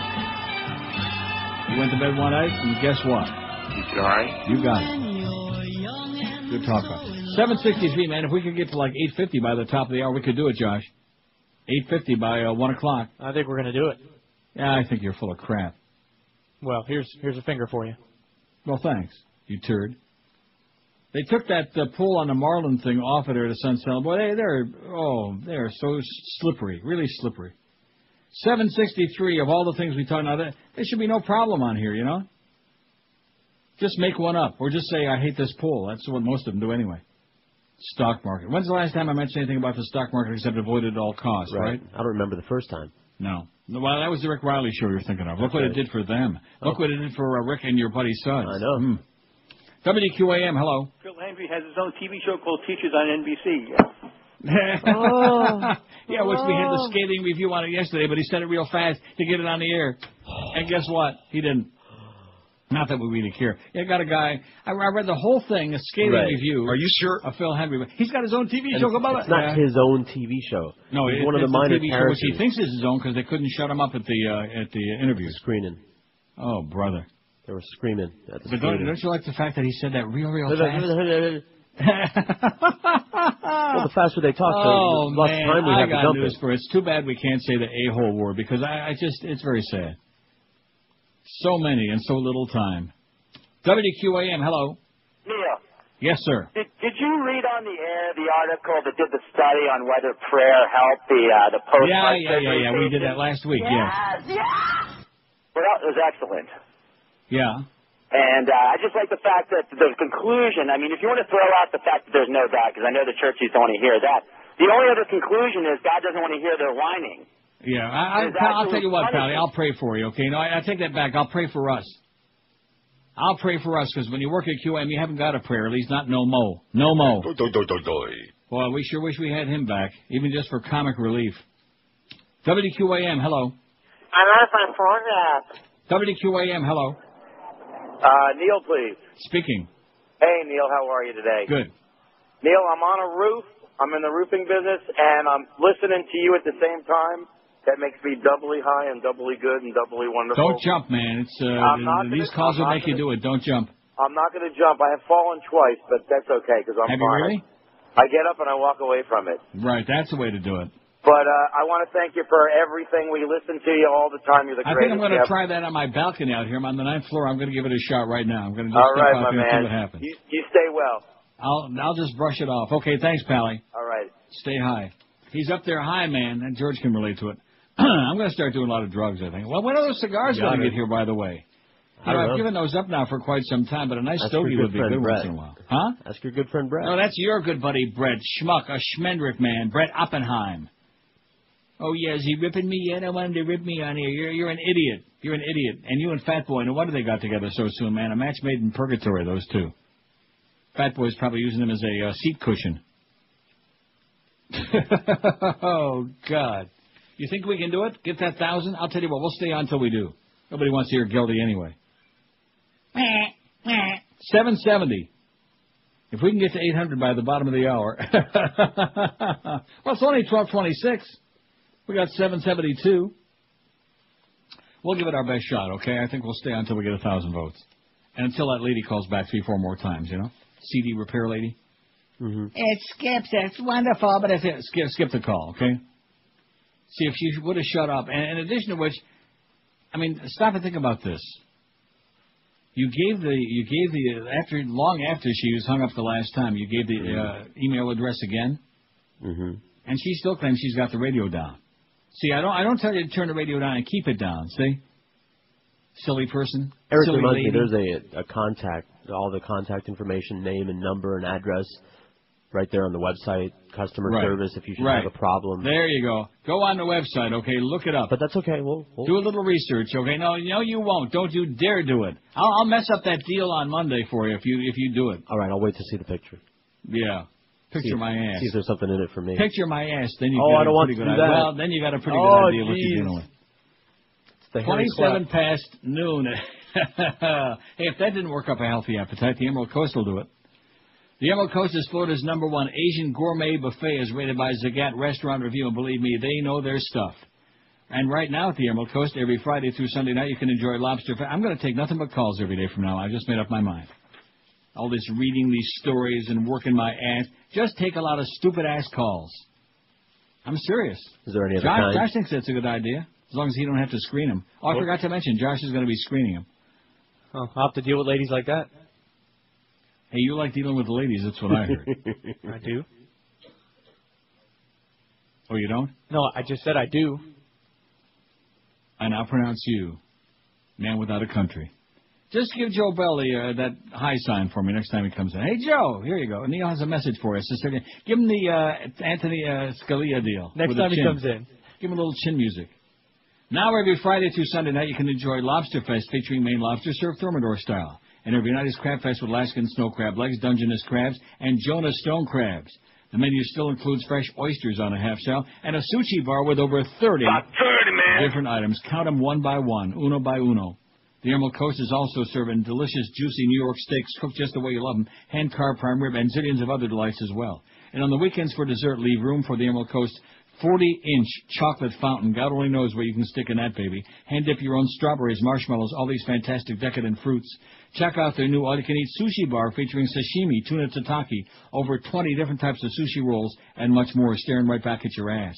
The Emerald Coast with 3 convenient locations to serve you. They're in Sunrise, Sunny Isles Beach, and Pembroke Pines. Reservations suggested. Call the Emerald Coast and really pig out this weekend. Why the hell not? World's going to come to an end someday anyhow. Call 954-572-3822. 954-572-3822 for the award-winning, the one and the only, the 3 and the only Emerald Coast Chinese Buffet. This is Neil Rogers. This is 560 QAM. My junior, honey. This is Katie Couric from the Today Show. When you see me every morning with my hair so shiny and bouncy, you may wonder, gee, Katie, how do you keep your hair so soft, manageable, and sexy? My secret? Clairol's new Olympic Pigeon Poo Shampoo. Every morning, I drop a quarter-sized dollop of pigeon poo on top of my head, massage it in, and rinse.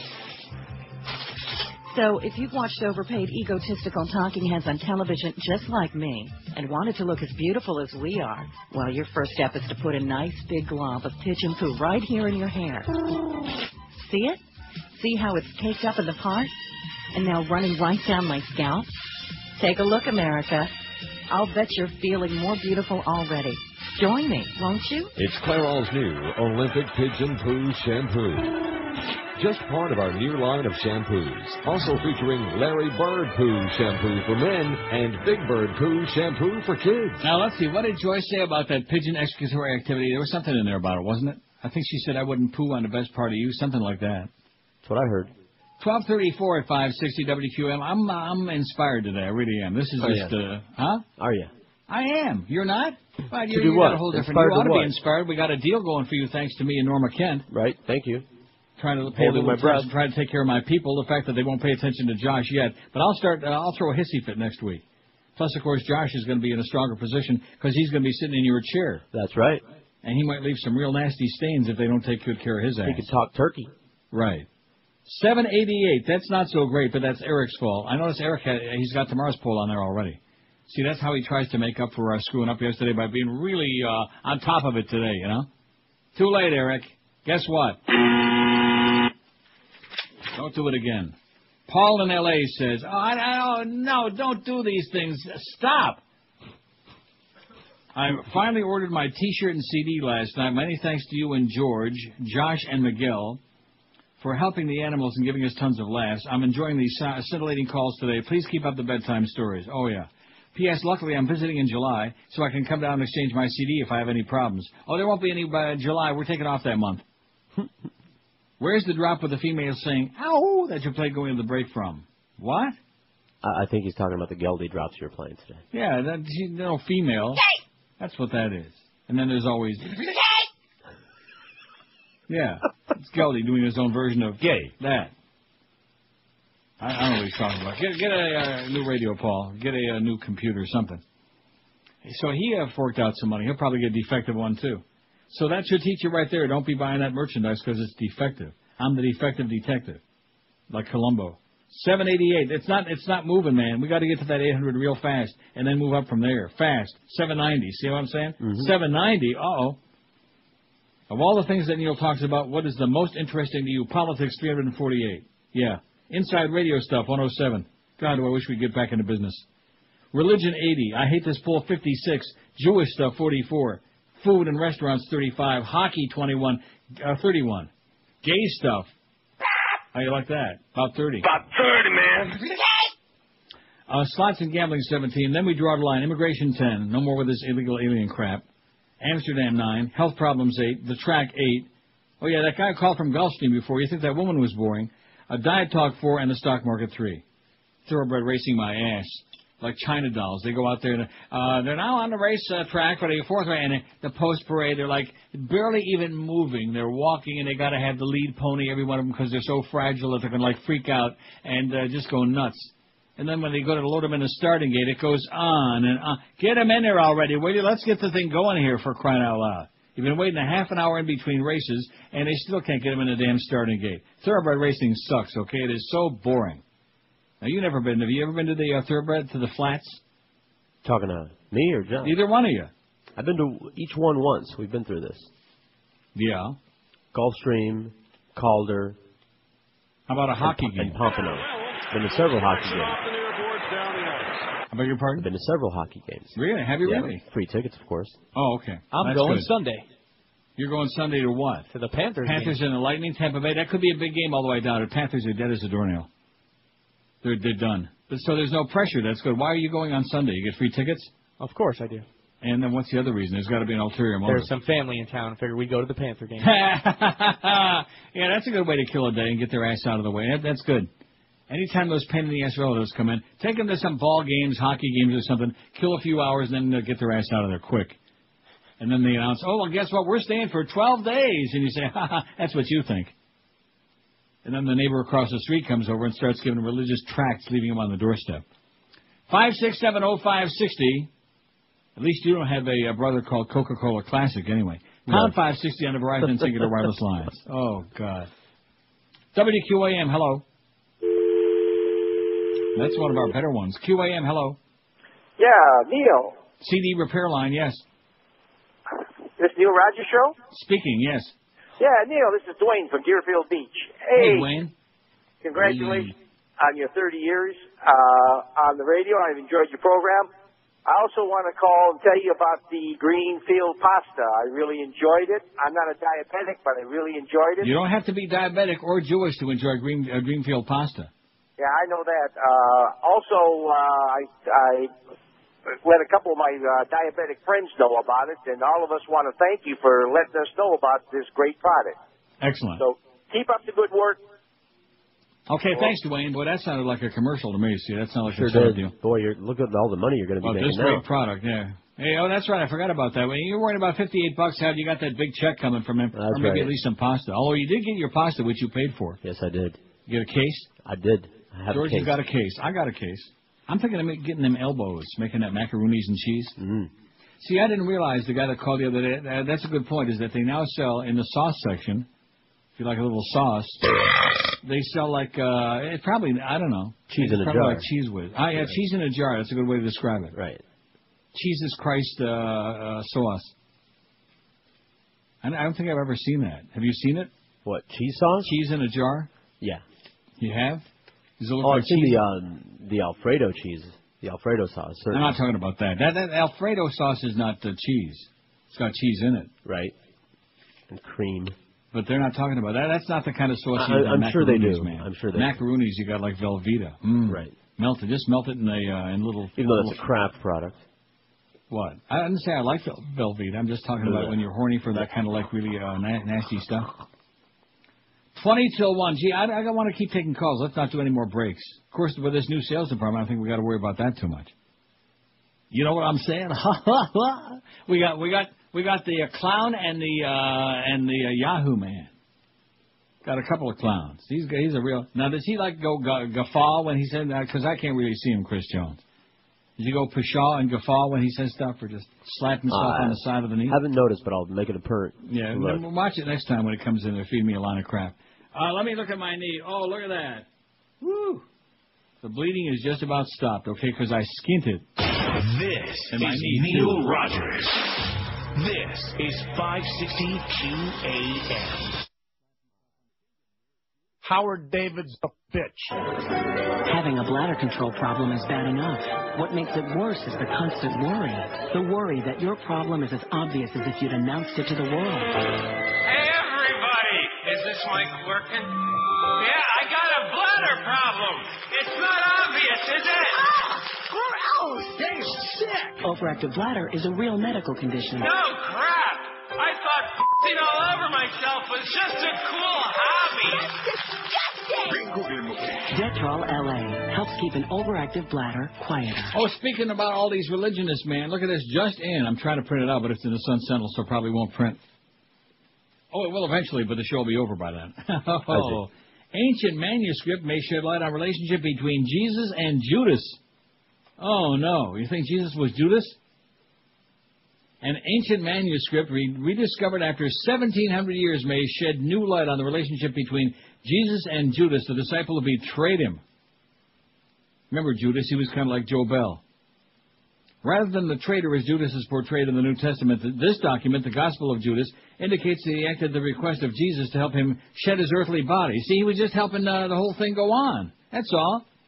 I mean, this was the plan, right? Wasn't this God's plan? That was the plan. Well, he was just being the facilitator, man, and you're picking on poor Judas. Let a vigorous debate on the significance of this fascinating ancient text begin, the Reverend Donald Sr., president of the Catholic Theological Union of Chicago, said today. I wonder if he's kidded Joe Marsh Sr. Senior, or maybe to Sandra Fisher. Senior expressed doubt that the new gospel will rival the New Testament, but allowed that opinions are likely to differ on it. The text helps show the diversity of beliefs in early Christianity, added Marvin Meyer. I wonder if he's kin to Oscar. Marvin Meyer, professor of Bible studies at Chapman University in Orange, California. What if he's kin to Chuck Meyer? Oh, those phoners, man. Those interviews were the best. What a show. Hey, a lot of work went into that show. Elaine Pagels, a professor of religion at Princeton University, commented that the people who loved, circulated, and wrote down these Gospels didn't think that they were heretics. See, they were just They just kept the stories. They just kept changing them and making them the papyrus manuscript. Papyrus. You ever read on papyrus? Onion skin? Just this morning. Oh, God. Probably written around 300 AD in Coptic script. Is a copy of an earlier Greek manuscript, said Terry Garcia of the National Geographic Society, who made the manuscript pubic. It was discovered in the desert in Egypt in the 1970s. Has now been authenticated by carbon dating and studied and translated by biblical scholars. A bunch of getchkis.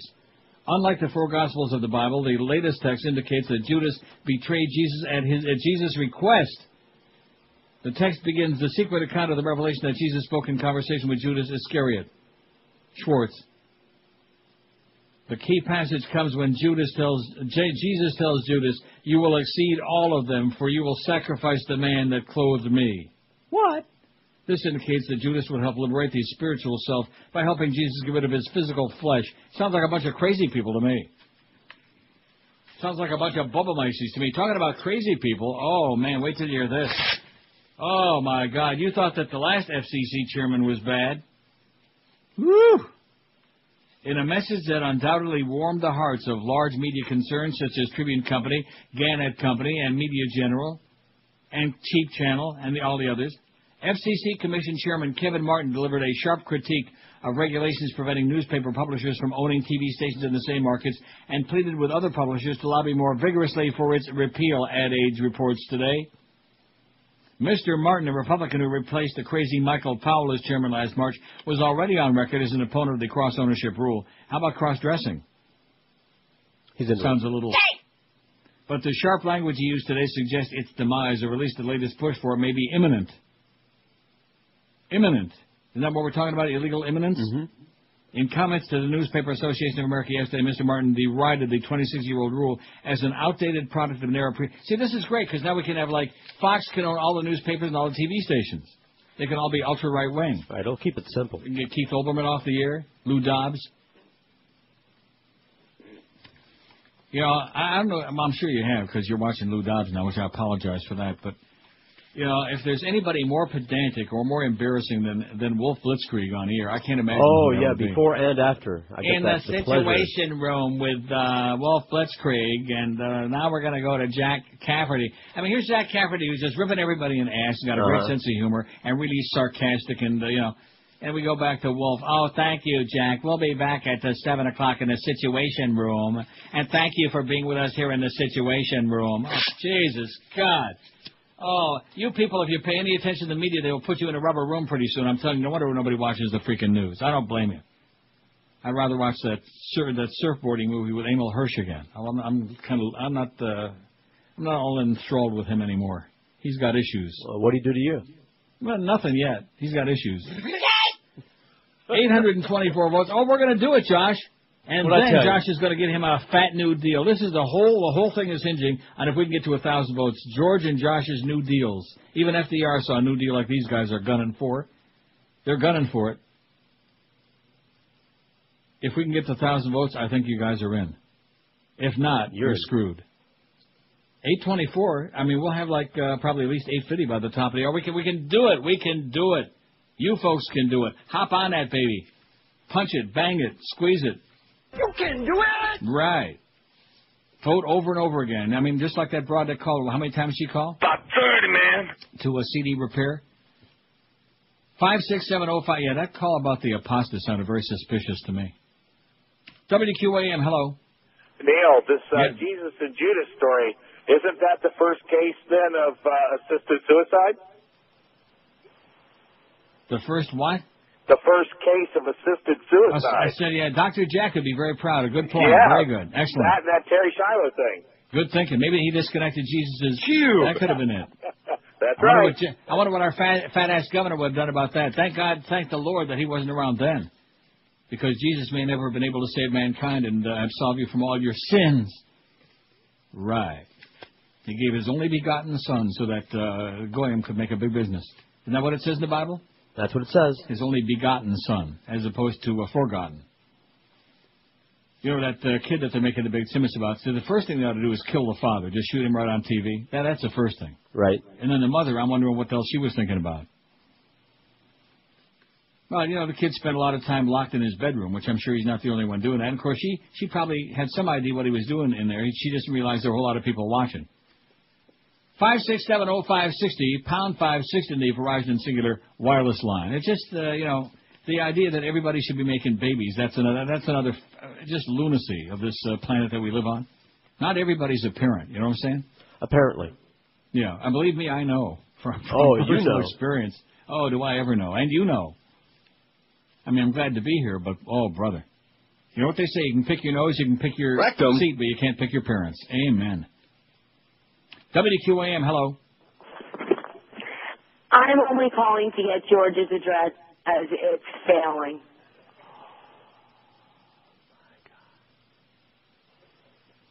Could I please have it?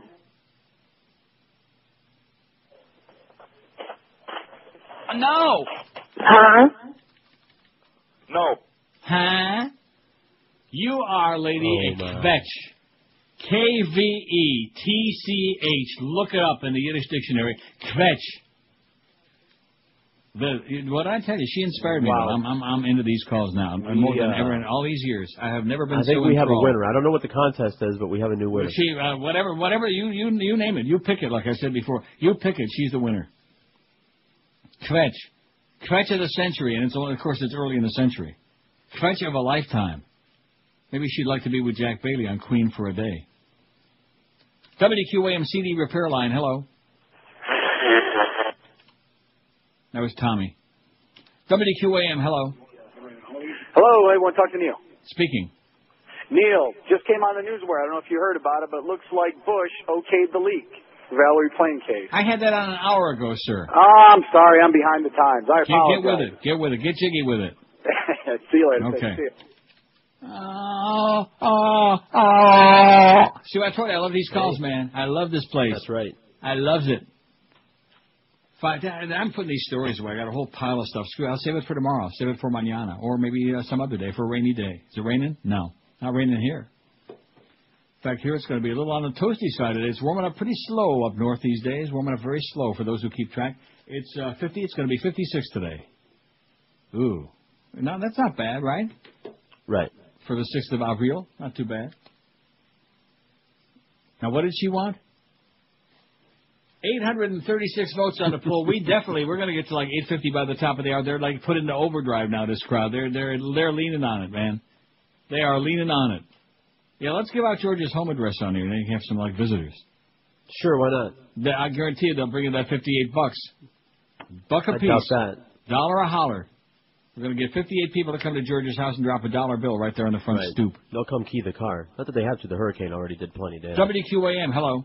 Hey, Neil, I was wondering if you knew anything about this. I saw on the TV, I was at work. I didn't get to see the whole story, but there was like a bunch of these, I guess, Orthodox Jews rioting somewhere. Did you see that?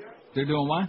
They were rioting on the street, like setting fires. Oh, in Brooklyn, I saw that. They were. What was that about? Were having a nervous breakdown, right? What was that about? And about Jews hating Jews. I thought it was a movie. So I thought it was fake when I saw. No, it's for real. It is real, man. It's real.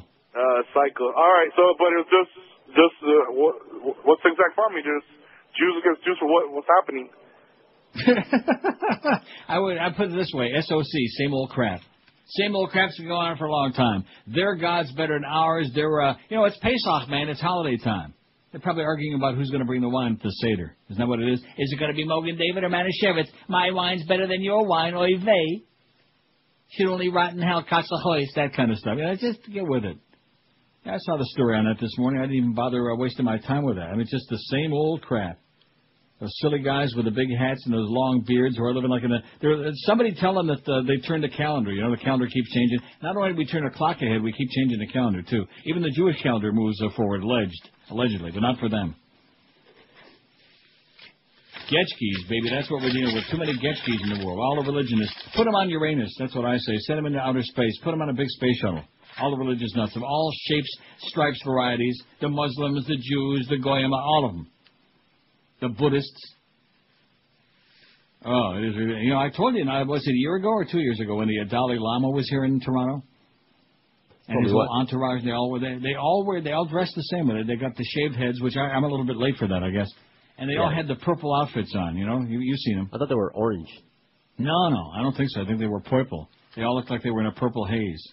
They were smoking some pretty heavy-duty crap. You have to smoke heavy. In fact, I'm surprised you got out of religion, because with all the crap you smoke, you got to be ready for that garbage. No, so Judas was a good guy. Oh! We're just finding this out all these years later. Judas was a good guy. Oh! He was the enabler. He made Jesus what he is today. The head of a big, corrupt, bubble-micey institution, making big tax-exempt bucks. Although they still have... You talk about snappy dresses, you know. They could use a little help in the wardrobe department, don't you think? Oh, yeah. If you could have been with me that day in Rome a few years ago, and I told you about that store where they say it was a church garment store. I don't know the way to describe it. Okay. And in the window they had all these beautiful... Religious garb. Exactly, that's what it was. It was a religious garb store. All these velvet tchotchkes and, oh, my God. You should have picked me up a priest outfit. Okay, next time. Halloween's coming up. Next time, we'll bring you one of them Swiss Guard outfits. I'm thinking of wearing it. Although it doesn't look around. Just dressing like a priest. 12:57 at QAM. What's better than staying cool and comfortable all summer long, especially in South Florida where it's like being inside of a furnace all year? How about getting an instant $1,200 cool cash rebate on the world's smartest air conditioner, the 5-star edition of the Carrier Infinity system? And to make things even better, you can get this fabulous system from Royce Air and Heat, where they've been taking care of Tri-County area families for 3 generations.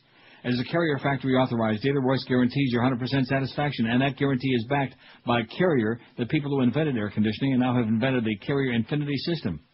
It actually performs a daily diagnostic check, then adjusts itself for maximum efficiency. And to maintain maximum efficiency on your present air conditioner, be sure to join the Royce Air and Heat Comfort Club.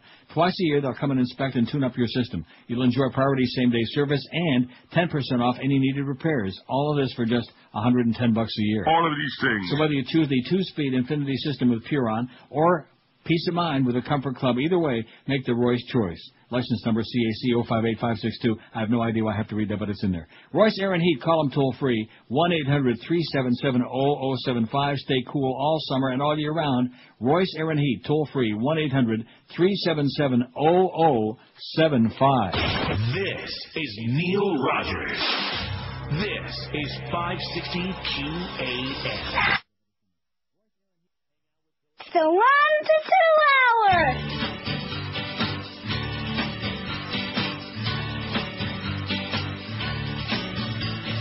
There he was, just a-walking on the sea, singing, do-a-diddy-diddy-dum-diddy-do. He's a man from the land of Galilee, singing, do-a-diddy-diddy-dum-diddy-do. He's good, divine, he's good, divine, changes water into wine. The next thing I knew, we had a lame man on his feet singing, do-a-diddy-diddy-dum-diddy-do. The blind are gonna see and the dumb are gonna speak singing, do-a-diddy-diddy-dum-diddy-do. He walked on through my door, walked on through my door, then he cured a leper's sores. Whoa, some say he's the Son of God. Yes, they do, but there's other people think it's so odd. Now he's the reason that we have an Easter day singing, do-a-diddy-diddy-dum-diddy-do.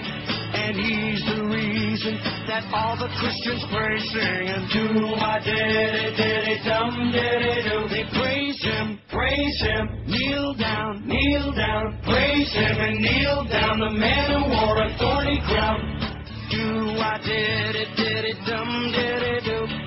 Do-a-diddy-diddy-dum-diddy-do. Do-a-diddy-diddy-dum, he's a Jew. Do-a-diddy-diddy-dum, he's a Jew. Do-a-diddy-diddy-dum, he's a Jew. Do-a-diddy-diddy, he's a Jew. Oh, speaking of that, now how the hell do I get rid of this thing? Don't you hate when you go, go to the story, okay? Go to the page you requested. New York Post, Rupert Murdoch, wouldn't you know it? Since we just got through playing that thing about Jesus and he's a Jew and all that other crap, and about Judas. Didn't he say he's a Judas? Yeah. Or he's a Jewess? Big-nosed Judas. Jewish makes it sound a little... Oh, and look at this. Just now they're putting it on CNN. Libby testified that Bush authorized the leak. Well, we had that on at least an hour ago, right? Right, at least. Breaking news on the Neil Rogers Show. Okay, how come? That's why we're so newsy, man, because we beat everybody. Just beat the pants off CNN. You idiots. And I'm sure it was on the Smirkling Chimp, by the way. Let's give them credit, even though they don't give me any. Oh, no, and this didn't print out. It printed out with that banner over the top of the article. Don't you hate that? You know what I mean by that? Yeah, and I hate it. The ad prints out. Anyway, I'll read it off the thing. Who needs the NYPD's highest-ranking uniformed cop stood inside a Brooklyn station house screaming, "Get the effing Jews out of here. I want heads rolling," a city councilman charged yesterday. Chief of Department Joseph Espo said he shouted the slur. See, I can barely read this. It's let me. Okay, here. Yeah, you're slurring.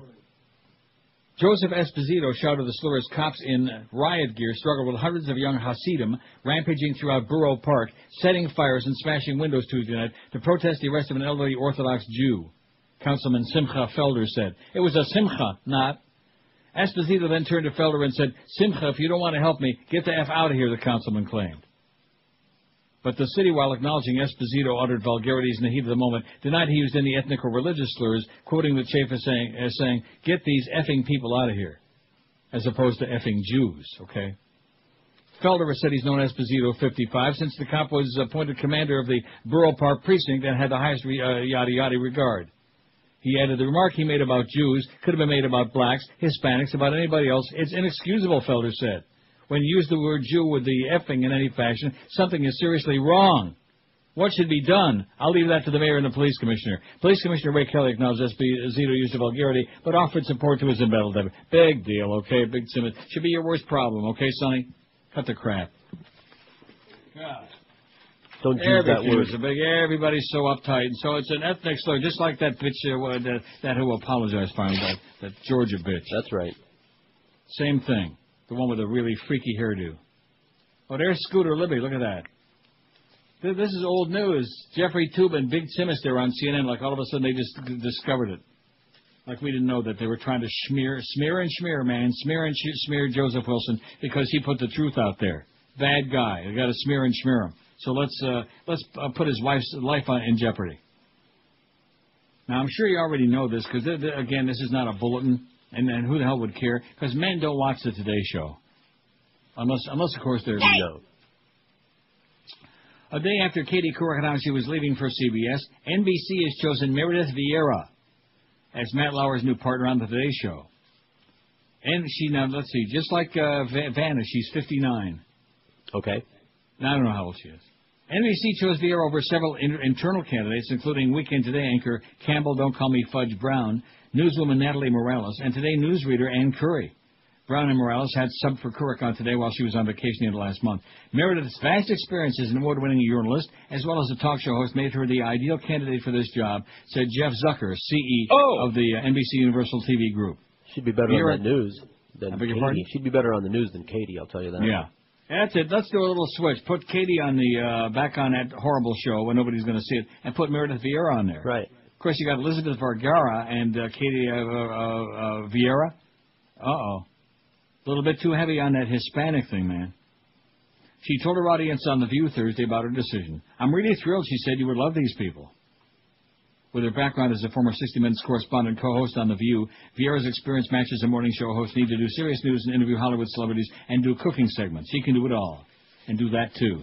Vieira's also won a Daytime Emmy Award for her job as host of the game show Who Wants to Be a Millionaire? Bad show. She's expected to join Lauer on Today in September. It'll be the first anchor change at morning's top TV top ratings since 1997. As if anybody cares. Anybody watches that, get a life. Would you please? I have no life. Oh, any of those. Good Morning America, Today. What's the other one? What's the one on CBS This Morning that nobody watches? No, at least nobody would admit it. Poor Harry Smith. Harry's okay. He gets a lot of work. Biography, A&E. He's okay, but that's a horrible show with a horrible theme song. A terrible show. And you know who was on there that was the worst ever? And I told you he would be on there for like about 5 minutes. That Jose Diaz-Balart. Oh. Or was it the other one? I get all those Diaz-Balart farts. See, they've got a crappy theme song. But I told you he was going to bomb. He's got a personality like a dead man, that Diaz Balart. He was on a local TV down there, and he sucks. 886, pick up sticks. We need to get that 900 real quick, and we can do the 1,000. Once we get past the 900, man, we'll be rolling like CCR, and it's still 886. What do you got, 886? Don't stop now. Oh, I'm way ahead of you, 887. I'm in heaven. So we need 113 in about, 52 minutes. We could do that. You could handle it. You guys could do it. 5670560. Maybe we can get that woman to call in again with the effective CD. Come on, we can do it one more time. The audience is dying to hear from her. We could have like a regular segment with her calling in. We could drag that on for months. They could take up office pools to see how many times she's going to call in a given day. See, we told her what to do and where to go, but she won't listen to us. She doesn't really care. She's like most women. She won't listen. No matter what you tell her, she won't listen. She's got her own agenda. What? As you know. WQAM, hello. Uncle Neil. Yes, sir. I got a first-time listener sitting next to me who's tongue-satisfied, if you know what I mean. He wants to hear Buffalo Bills if you can. Thanks, buddy. Bye.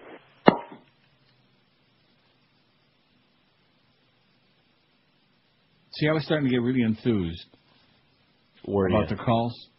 Based on? I don't know. It puts the lotion in the basket. There you go. That's Buffalo Bill. There you go. He just heard it.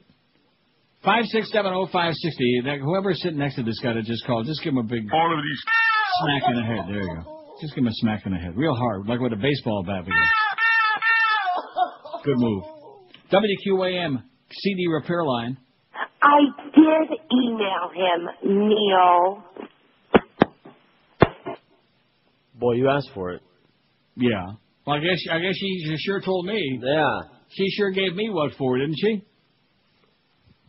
Bitch.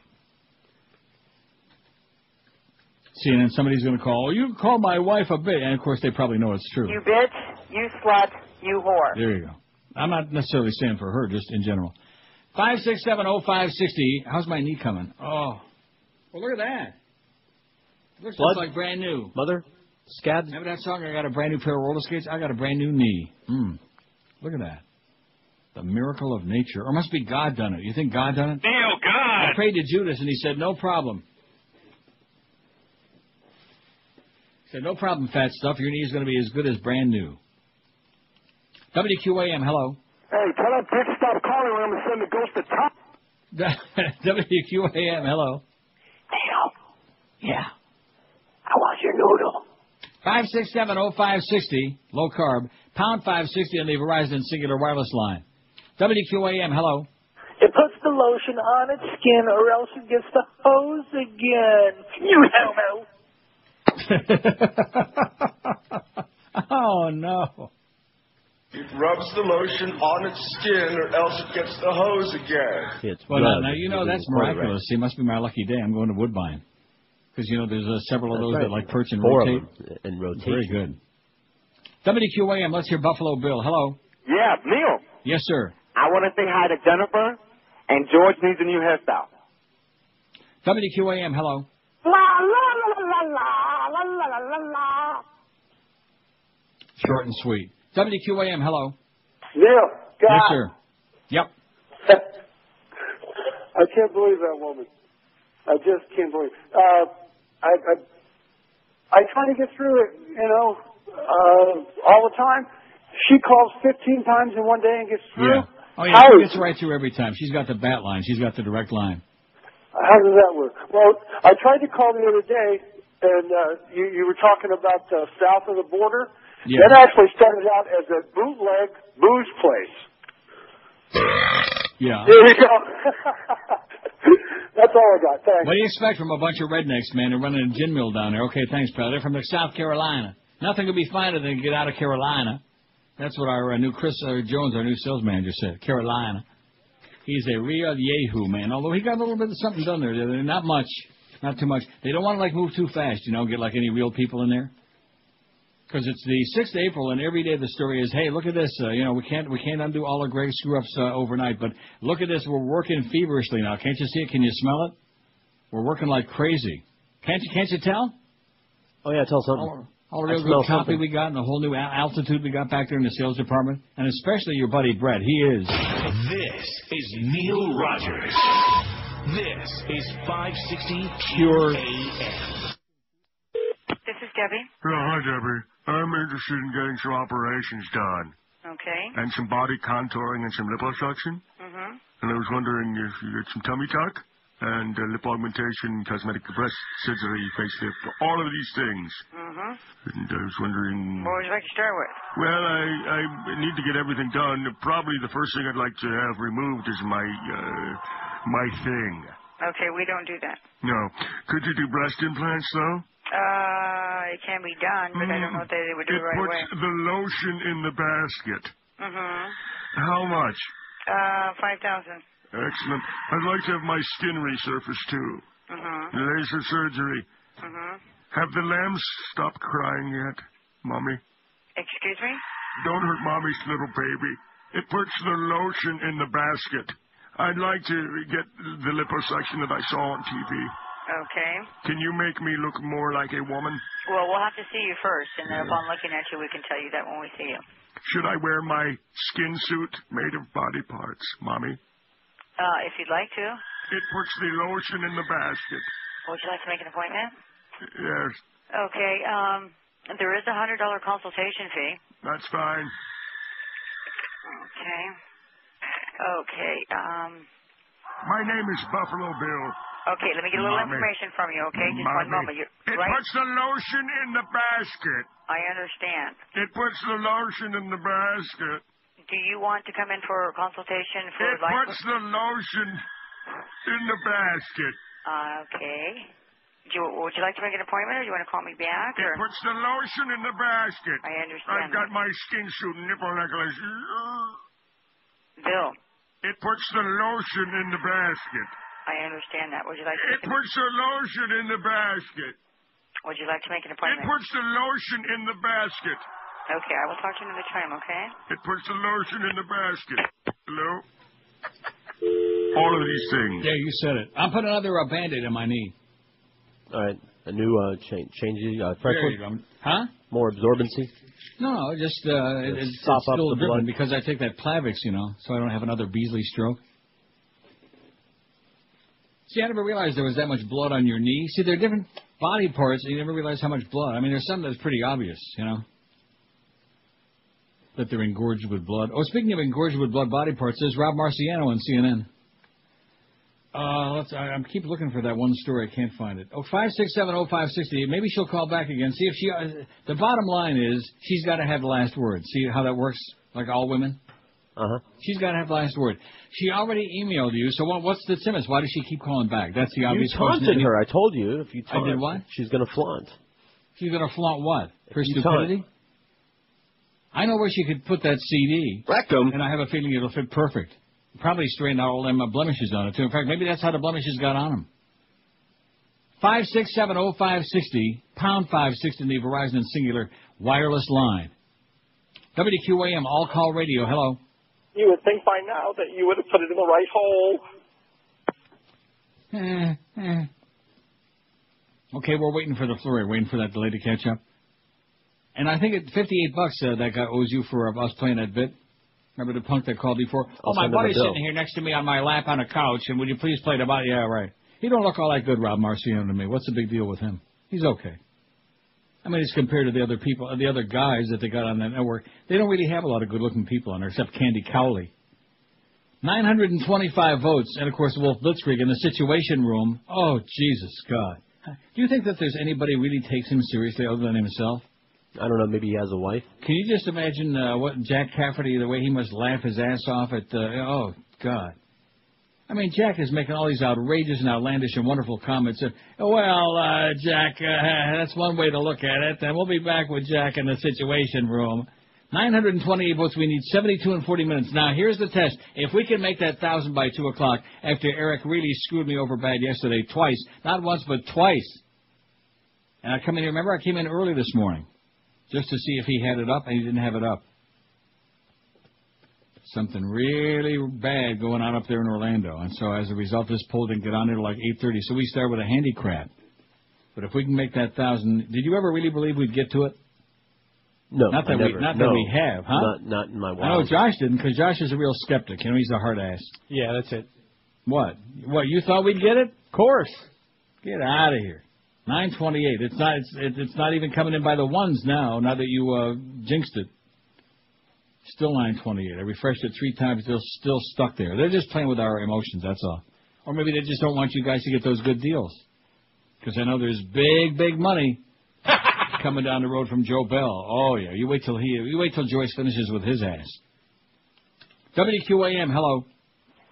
Yes, I want to know, that skit you just played, is it on the CD? Is it on the CD, George?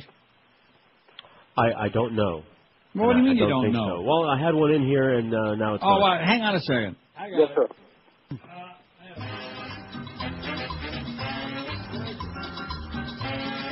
I don't think it is, but you never know. I tried to put a lot of the classics on there, the ones that they bug us about all the time.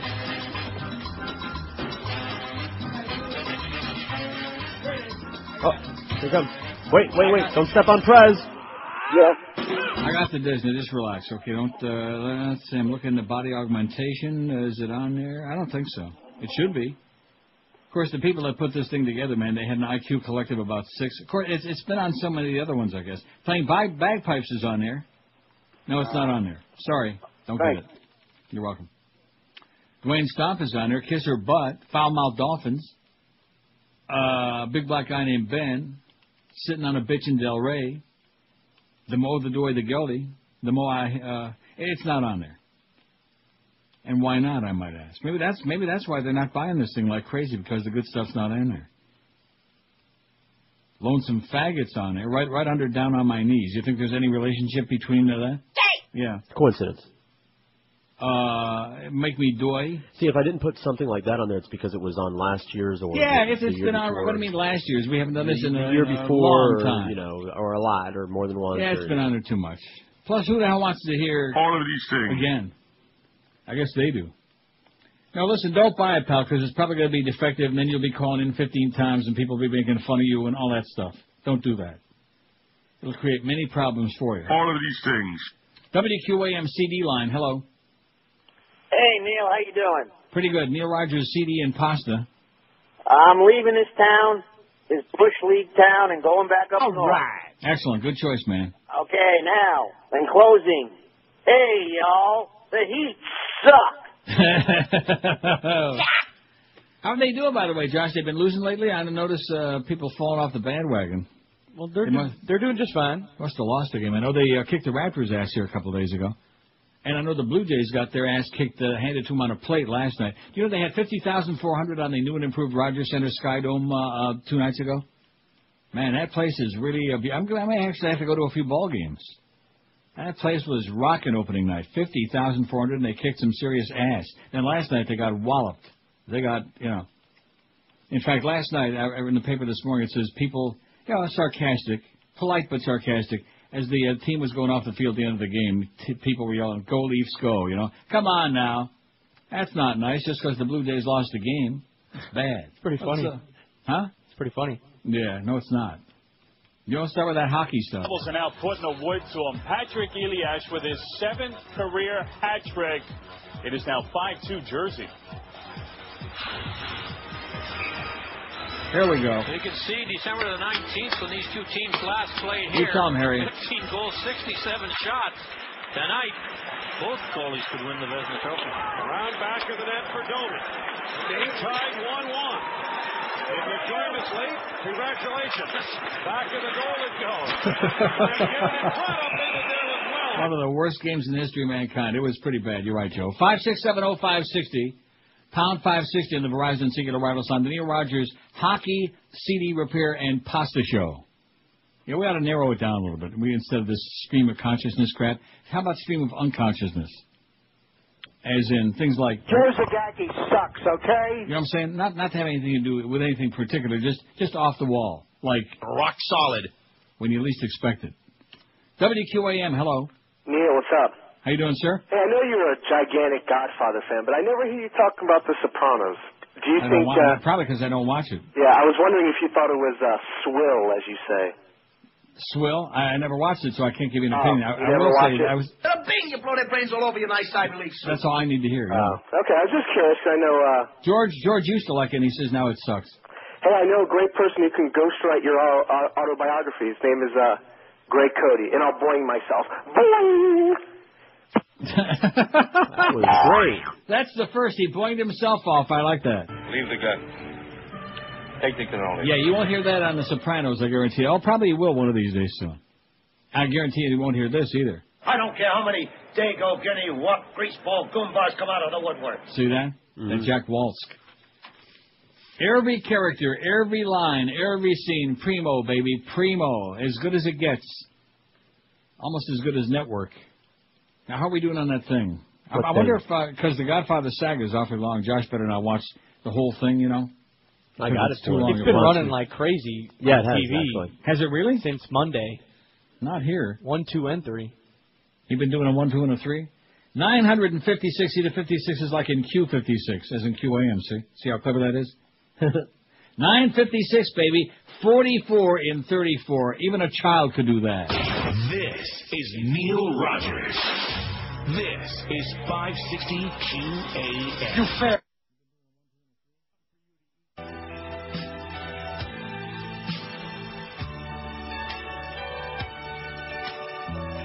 I believe that we have in my future. If I keep carrying on this way, if I said I'm sober, it was just a lie. I am so freaking high, but it is easier than go to a meeting and say, hi, my name is with me. I started long ago, smoked some pot and did a little blow, heroin and LSD, angel dust and some peyote, love crystal meth and ecstasy. I'm lying if I say that I'm drunk free, airport security. They found some pot on me. You'll find the greatest drugs, they're all inside of me. Absolutely. 971 votes. We got a half an hour. Even at 1 a minute, we're going to do that. How do you like that? There's Morgan Freeman. What a great actor he is. Isn't he good? To join us this afternoon, Mr. Yeah. She's an idiot, whoever she is, but he's great. Nice outfit, by the way, Morgan. And he's got he didn't have a cigarette in his hand. Did he have a faggot there? Oh, no, that's bad. Boy, if you were only old enough to remember, if you were, you'd probably be dead by now. But at any rate, when he used to, chain smoke on TV, well, you saw the Ed Murrow thing, and I'm sure in the movie he's smoking up the storm. There was nothing but smoking. Yeah. Going on. Big cloud. But we were talking about cloud of smoke. And I remember all those old TV shows like I Love Lucy and all that stuff. Everybody was smoking all the time. Yeah, and what's this business about bad stereotypes about Latinos they were screaming about with all those immigrants the other day on TV? They had Desi Arnaz. Wasn't he representative of most Latinos? Hey, Lucy! Huh? Isn't that how most of your people are, just like that? Just like Lucy. that, right. Only they play the conga drum. and this movie here looks like it's going to be really bad. Lucky Number 11, you know? Have you seen that movie? Although Morgan Freeman's in it. And you know who else is in it? Josh Hartnett, who's getting really pasty and on my nerves. I haven't seen it. You know Josh Hartnett? He was in 40 Days and 40 Nights. And what was that war movie he was in? With Ben Affleck. Pearl Harbor. Pearl Harbor. Oh, yeah, I remember that. Never saw it. Neither did me. I saw it. It was really bad. Votes. The only movie I ever saw him in that I liked, in fact, I discovered him, just like I discovered Britney Spears. He was in that Halloween Part 400 with Jamie Lee Butch Curtis. Okay. Black Hawk Down he was in. Black Hawk Down he was in. Oh, yeah, I know you like him a lot. Yeah. Get out. You relax. Jesus, God. He's just a pasty punk is all he is, you know? A pasty punk. And I take back what I said about Justin Bell the other day. Remember when the hearings were on 3 days ago the first time? First time I laid my eyes on him, and I said, I take it back, because like Britney, damaged goods. You know what I'm saying? I mean, he's damn near 20 now, and he does look pretty good, but damaged goods, just like Britney. You see the similarity there? Only I think in his case, really damaged goods. Well worn. Oh, God. 978 votes on the poll. And what is that poll? Of all the things Neil talks about, which is the most interesting to you? In fact, look at that. Look at the promo on it. They always got him with his clothes off, which is a bad idea, because his body is as pasty as the rest of them, too, Josh Hartnett. Pasty.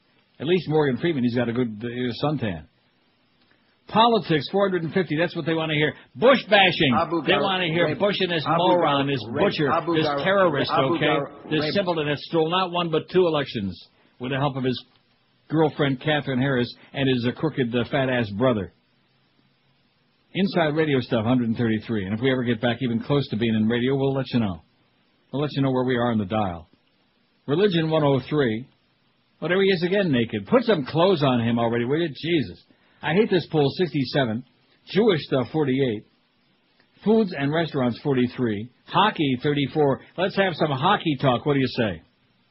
You think it's time for it? A little hockey talk? Canada Center in Toronto, a 1-1 tie. Alexa Yashin scoring for the Islanders. Yeah. Hockey, 34. Gay stuff, 32. Slots and gambling, 21. The key is get a good machine, man. Let me tell you right now. That's the secret. Find a good machine. And if you see somebody else with a good machine, just knock their ass off of it and grab it. Sit right down.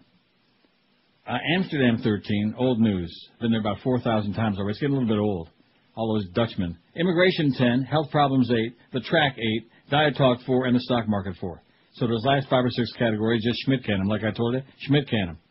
Give them to Mike Schmidt. Or give them to Joe Schmidt. And the old Detroit Lions. Wonder how Van Patrick's doing. He was fat, and you know what happened to him? He died. Fat guy. Dead. Notice the coincidence there? No coincidence. I'm going to make some of that pasta for lunch. You know what I'm going to do? I'm going to make some of that low-carb sauce. I'm going to slice up a wiener. John Wiener. We're going to slice him up. Don't cut! And a chopping machine. John Wiener. Stu Gotts. Oh, a chopping machine. I thought you said chopping. No, let me ask you something. Seriously. Oh, that's right. Hank gave him that nickname. Because his real name is John Wiener. You know, he's got a face, a voice, and a name for radio. Not. WQAM, hello. Greenfield's pasta? They have Greenfield's pasta!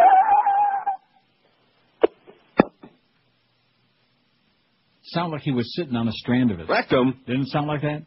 Sounded like something. 5670560. You're going to like it when we take all the calls. I'm tired of all this. We'll get the living and breathing people back listening to this show. People under the age of 100 don't care what's going on in the world. They don't want to hear all these stories, even though we had the story on first about how Bush admitted he gave the go-ahead. He authorized the outing of Valerie Plame. We had that on. Nobody cares. Nobody under the age of 100 even knows Valerie Plame from Flame, okay? That's all they know is flaming homo. That's all they know. You know what I'm saying? Because now the new deal is if it's, then it's in. Now, and not only that, but let me ask you this. What are you going to do about it? You fairy. WQAM, hello. Neil. Yes, sir. Quick question. What is the origin of the I'm dying over here audio bit? I'm dying over here. Caller, he's dead now, by the way. And the original origin was in the movie, what was the movie? Dog Day Afternoon. Dog Day Afternoon with Al Pacino. Oh, okay. Don't you remember when he and Fredo robbed the bank, the Indian? No. And he was outside waving. You ever saw that Dog Day Afternoon? No, I didn't. Well, you won't like it. It's got a sex change freak in there. What the hell was its name? I don't remember what her name is. Chris Sarandon is the actor's name. I don't know. I don't like Chris Sarandon, period. No, That's neither.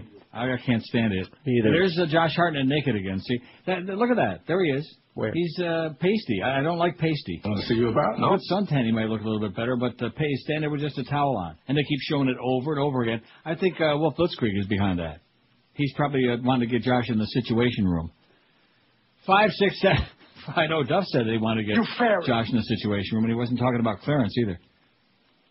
So you won't see Duff anymore because he's responsible. I blame him more than anybody else for that best of thing for that stupid. About 30, man. Now, I give him credit for the fact that Kevin Baxter did that thing in the Herald.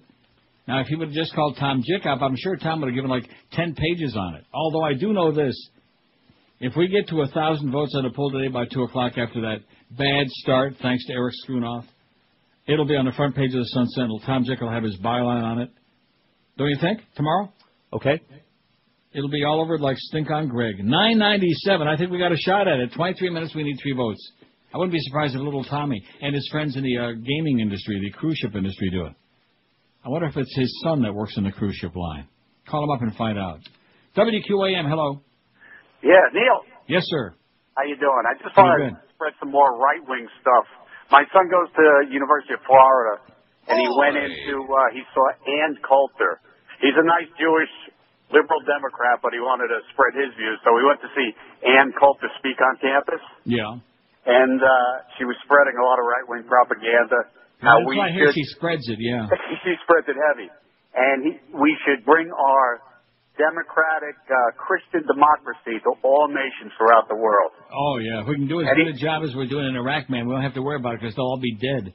You got it. And also, he wanted to jeer and heckle a little, but he said the security, they were goose-stepping around. There was so much security force.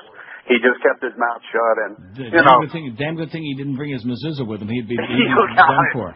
He'd be recircumcised. Have a season Pesach, amigo. You too. See ya. See, that's a little code there among us Jews. And I have no idea what that means. Yeah, I know it. And how do we get by Purim without the Hamantash? You know what? What are you talking about? I got Hamantash. What? I got Hamantash. By the way, no, you didn't. We're at 1,002. No, you didn't. You got bricks.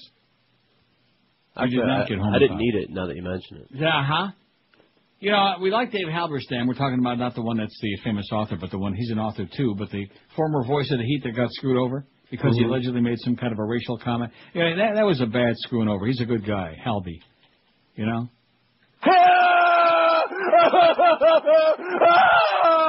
That was him after he got canned with the Heat.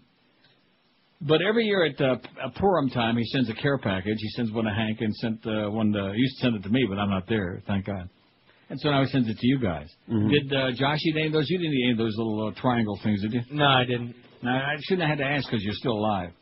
No, those things will lay in your puppet like a brick. They are absolutely solid. Yeah. With all due respect, you're the only person that touts the kind that you do. I've never met another Jew. Well, you've had the other ones, am I right? I've had the other ones, but I'm telling you, there's no difference. There's no comparison. I mean, those are great.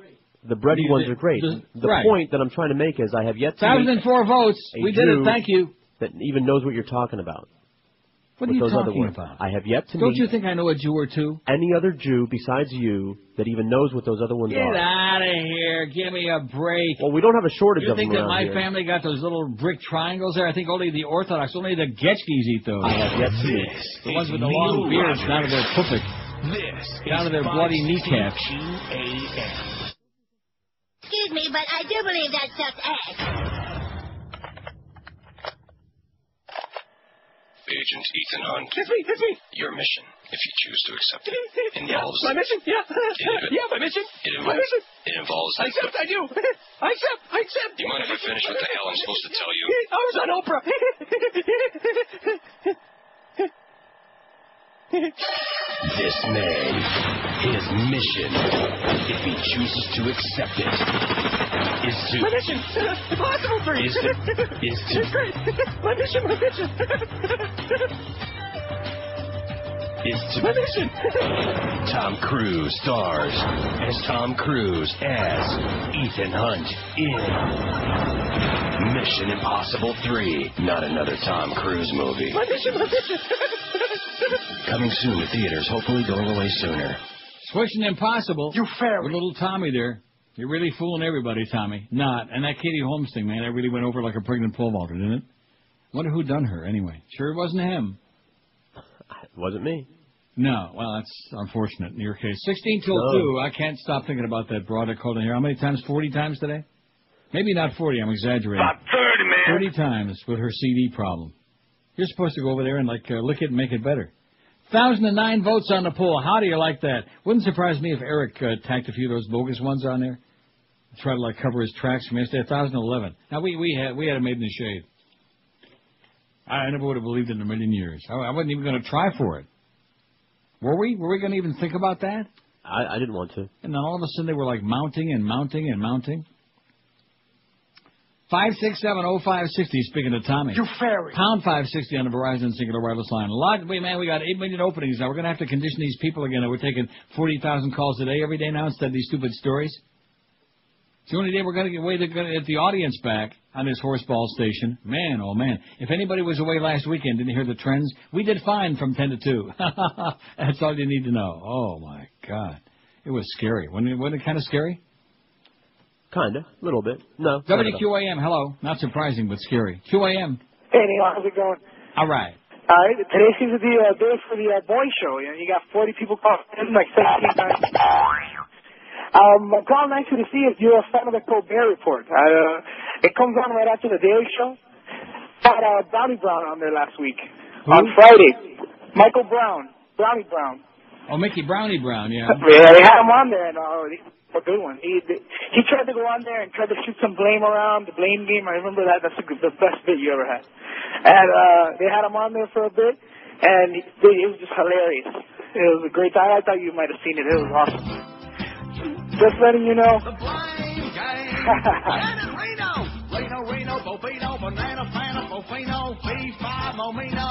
Oh, you know, that's not the right one.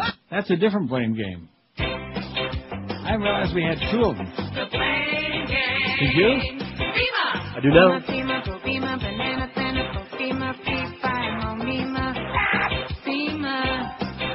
All right. Blanco, blanco, blanco, banana, blanco, blanco, blanco. Come on, everybody. I say now let's play a game. I bet you I can place the blame for the nasty hurricane. President Bush. Bush, Bush, oh Bush, banana, Bush, beat by more mush. Bush. Everybody blame Mayor Nagin. Nagin, go Bacon, banana, go Bacon, beat by more Megan. Nagin. The blame game. Who sounds like a moron? Every time he speaks, It's the way God wants it to be. Wants to take a city and cover it in sweeps. Ray Nagin can. Ray Nagin can? Ray Nagin can. Ray Nagin can, 'cause he wants to make New Orleans taste good. And I don't care what people are He saying. sounds like Jesse Jackson. We as black people. His comments are bizarre. Surely God is mad. He compares the locals to a Willy Wonka farm. Chocolate. Ray Nagin can. Yes, Ray Nagin can. Ray Nagin can, 'cause he wants to make New Orleans taste good. It's time for us to come together. It's time for us to rebuild a New Orleans, the one that should be uptown or wherever they are. This city will be chocolate, a chocolate New Orleans. He never takes the blame for anything he says. Chocolate at the end of the day. Put that chocolate in some coffee and you'll off Juan Valdez. Ray Nagin can. Ray Nagin can. You know I can. Ray Nagin can, 'cause he wants to make New Orleans taste good. You can't have New Orleans no other way. It wouldn't be New Orleans. George Bush doesn't care about black people. Well, that's the way it goes, okay? All you dark folks, the Republicans hate you like poison, and they'll do anything in their power to keep you from voting. And if you do vote, they'll make damn sure it doesn't count anyway. Just the way it is. Unless, of course, you're Tiger Woods and you got a lot of money. And, you know, hopefully. Oh, God, he makes me gag. There's just something about him, okay? It's got nothing to do with his skin color, any of that kind of stuff, because he's, a little this, little that. He's just he's boring. Like golf in general. Wouldn't you agree, Josh? Absolutely. Well, I'm sorry, I shouldn't have said that, because Mad Dog's up there in Augusta for the Masters, right? We're whipped up about the Masters, aren't we, on QAM? Oh, sure. No, we're not. In fact, I'd rather watch bowling than watch golf. I'd rather watch championship bowling with Ernie, That's a what tough was his one. name? Huh? That's a tough one. Kowalix. What the hell was his name? Eddie Kowalix. And Carmen Salvino. And Buddy Bomar. Bob Bomar. I'd rather watch that than watch golf. Now, you wouldn't watch golf on TV, would you? Would you? Anybody out there going to watch the Masters? I sure hope not, because we'll come to your house and beat the crap out of you. We'll bring that woman to your house that wants her CD fixed. And we'll lock... You remember in Clockwork Orange when they locked him in the room and the speakers were blasting from downstairs with a Beethoven? We'll lock you in a room with huge Bose speakers right under your ass with her kvetching. Like that. She is exactly what's wrong with women. Right there. She's, part of it anyway. Kvetch. Nagging. 5670560 pound, but I bet you she cooks up a mean batch of pasta. You think? I don't know. WQAM, hello. Neil. Yes, sir. In your opinion, should they have lengthened the rough instead of making the course harder at Augusta by lengthening? Yeah, make it harder, idiot. Lengthen the rough. Yeah, Lindy Ruff. He's not too happy with Darcy Tucker. Poor Lindy. He's got his daughter. He's got that brain problem. All kinds of things going on. Good guy there, Lindy Ruff. You know him? No. All this hockey. That thing about 34 people say hockey. The hockey knowledge in South Florida, man. You couldn't put in a thimble and have room for J-Lo's ass inside. Up on the right side for Mike York. Long shot is high and wide of the lead goal. They would know Joe Bowen from Jimmy Bowen. Remember Jimmy Bowen? I'm sticking with you on Roulette Records. I bet you don't. Long before your time. Jimmy Bowen, he also, I think, got beat. Wasn't he the one that got the crap beat out of him? In an alley in L.A. somewhere. I better look it up. Who? Chicken Neck would know. No, wait a minute. I'm confusing him with somebody else. Maybe it was... that was... no. What the hell was his name? Honeycomb. Who did Honeycomb? Jimmy Rogers. See, I should know that name, you know what? Oh, God! Even though it's a phony name. Jimmy Rogers. I wouldn't be surprised if it's in here in a little bio. You remember Honeycomb? You heard that song. Sure. Here's Shorty Rogers. Here's Kenny Rogers in the first edition. Let's see. Born 33 in Camas, Washington. Pop singer, guitarist, pianist. Hosted his own TV variety series in '59. I remember that. Career hampered following mysterious assault on the San Diego freeway on December 1st, 1967, which left him with a fractured skull. He was kind of like, remember Jan from Jan and Dean, or was it Dean? That little crash in his Corvette? I don't recall. Oh, my God. And then I saw that on biography channels, enough to make you just want to scream, old Jan and Dean. Of course, they were no kin to Sam and Dean, who, of course, sleeping in the same room. This is Neil Rogers. This is 560 QAM. It's D.O. Miami town. Rectum. At 560 WQAM.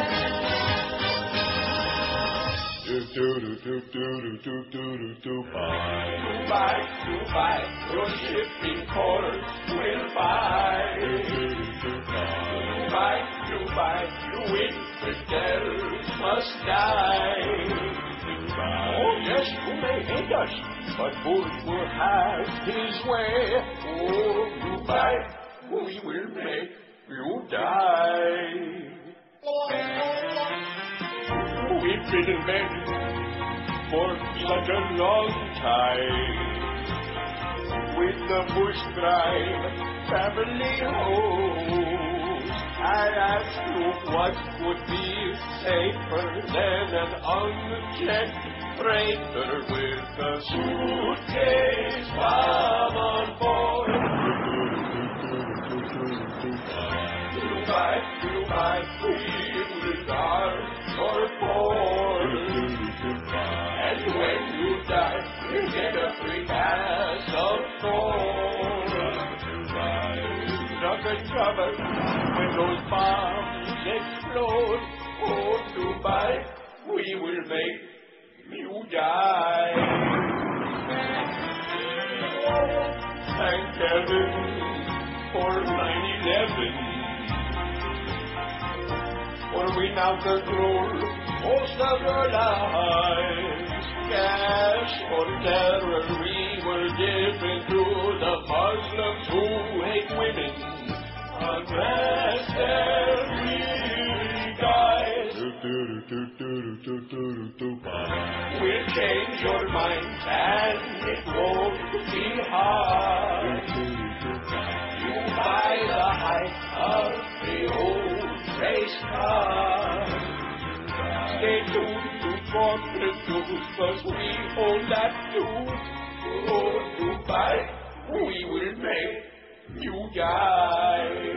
I'm dying over here. What's the origin of that, by the way? I'm dying over here. So anyway, that was a real call. A kid called in on the show many, many years ago at IOD, and now he's dead. He said... I'm dying over here. And then he died. Well, those are famous last words, if you're going to choose some. But Al Pacino said it in Dog Day Afternoon. He's still out. Of course, that was just a dialogue in a movie. Right. Better dialogue than in Godfather 3. Maybe they should fear you. 1,026 votes on the poll, man. I am just astonished at the power of... Oh, God! You know? See, even though Eric tried to sandbag us, I think Eric's on the payroll across the street, if you ask me. Now, you're doing a fine job, Eric. It's just a joke. You're great. You're the best. That's what Josh said. He said, when it comes to that internet hijinks, Eric is the best. You know what you said? Something like that. Yeah. He said, send me the money, but Eric's the best. I'm going to start sending a check to Eric every month. He could use it. He's got a wife and kids to support. Punk like you, what do you need it for? Go out there and gamble it away at the slots or something? Booze, dope. Yeah, booze, dope, women, all this crap. Attendance. Right. Going to a hockey game on Sunday, going to see the Panthers in Tampa Bay. You name me somebody on the Lightning real quick. What are you laughing about? That's the defending Stanley Cup champion, Tampa Bay Lightning. Name me somebody. I do know that, though. I do know they won the Stanley Cup. Name me one player. How about number 4? Vincent? No, there's no way, man. Le Cavalier. How about number 19? Wait, don't Brad? they have a... wait, How about wait, Brad? I might have one. Isn't Sebastian Jaguar on their team or something? No? How about Martin St. Louis? Meet me in St. Louis, Louis. You just wait till I tell Joe Bell about the deal he's going to cook up for your ass. Oh, God, you just... Nah, but at least you're going. That's good. At least you're going out there. You got a free ticket. Going to take one of your relatives out there, con him into thinking that you're Mr. Sports. That's good. 1,023 votes on the poll of all the things that Neil talks about. Which is the most interesting to you?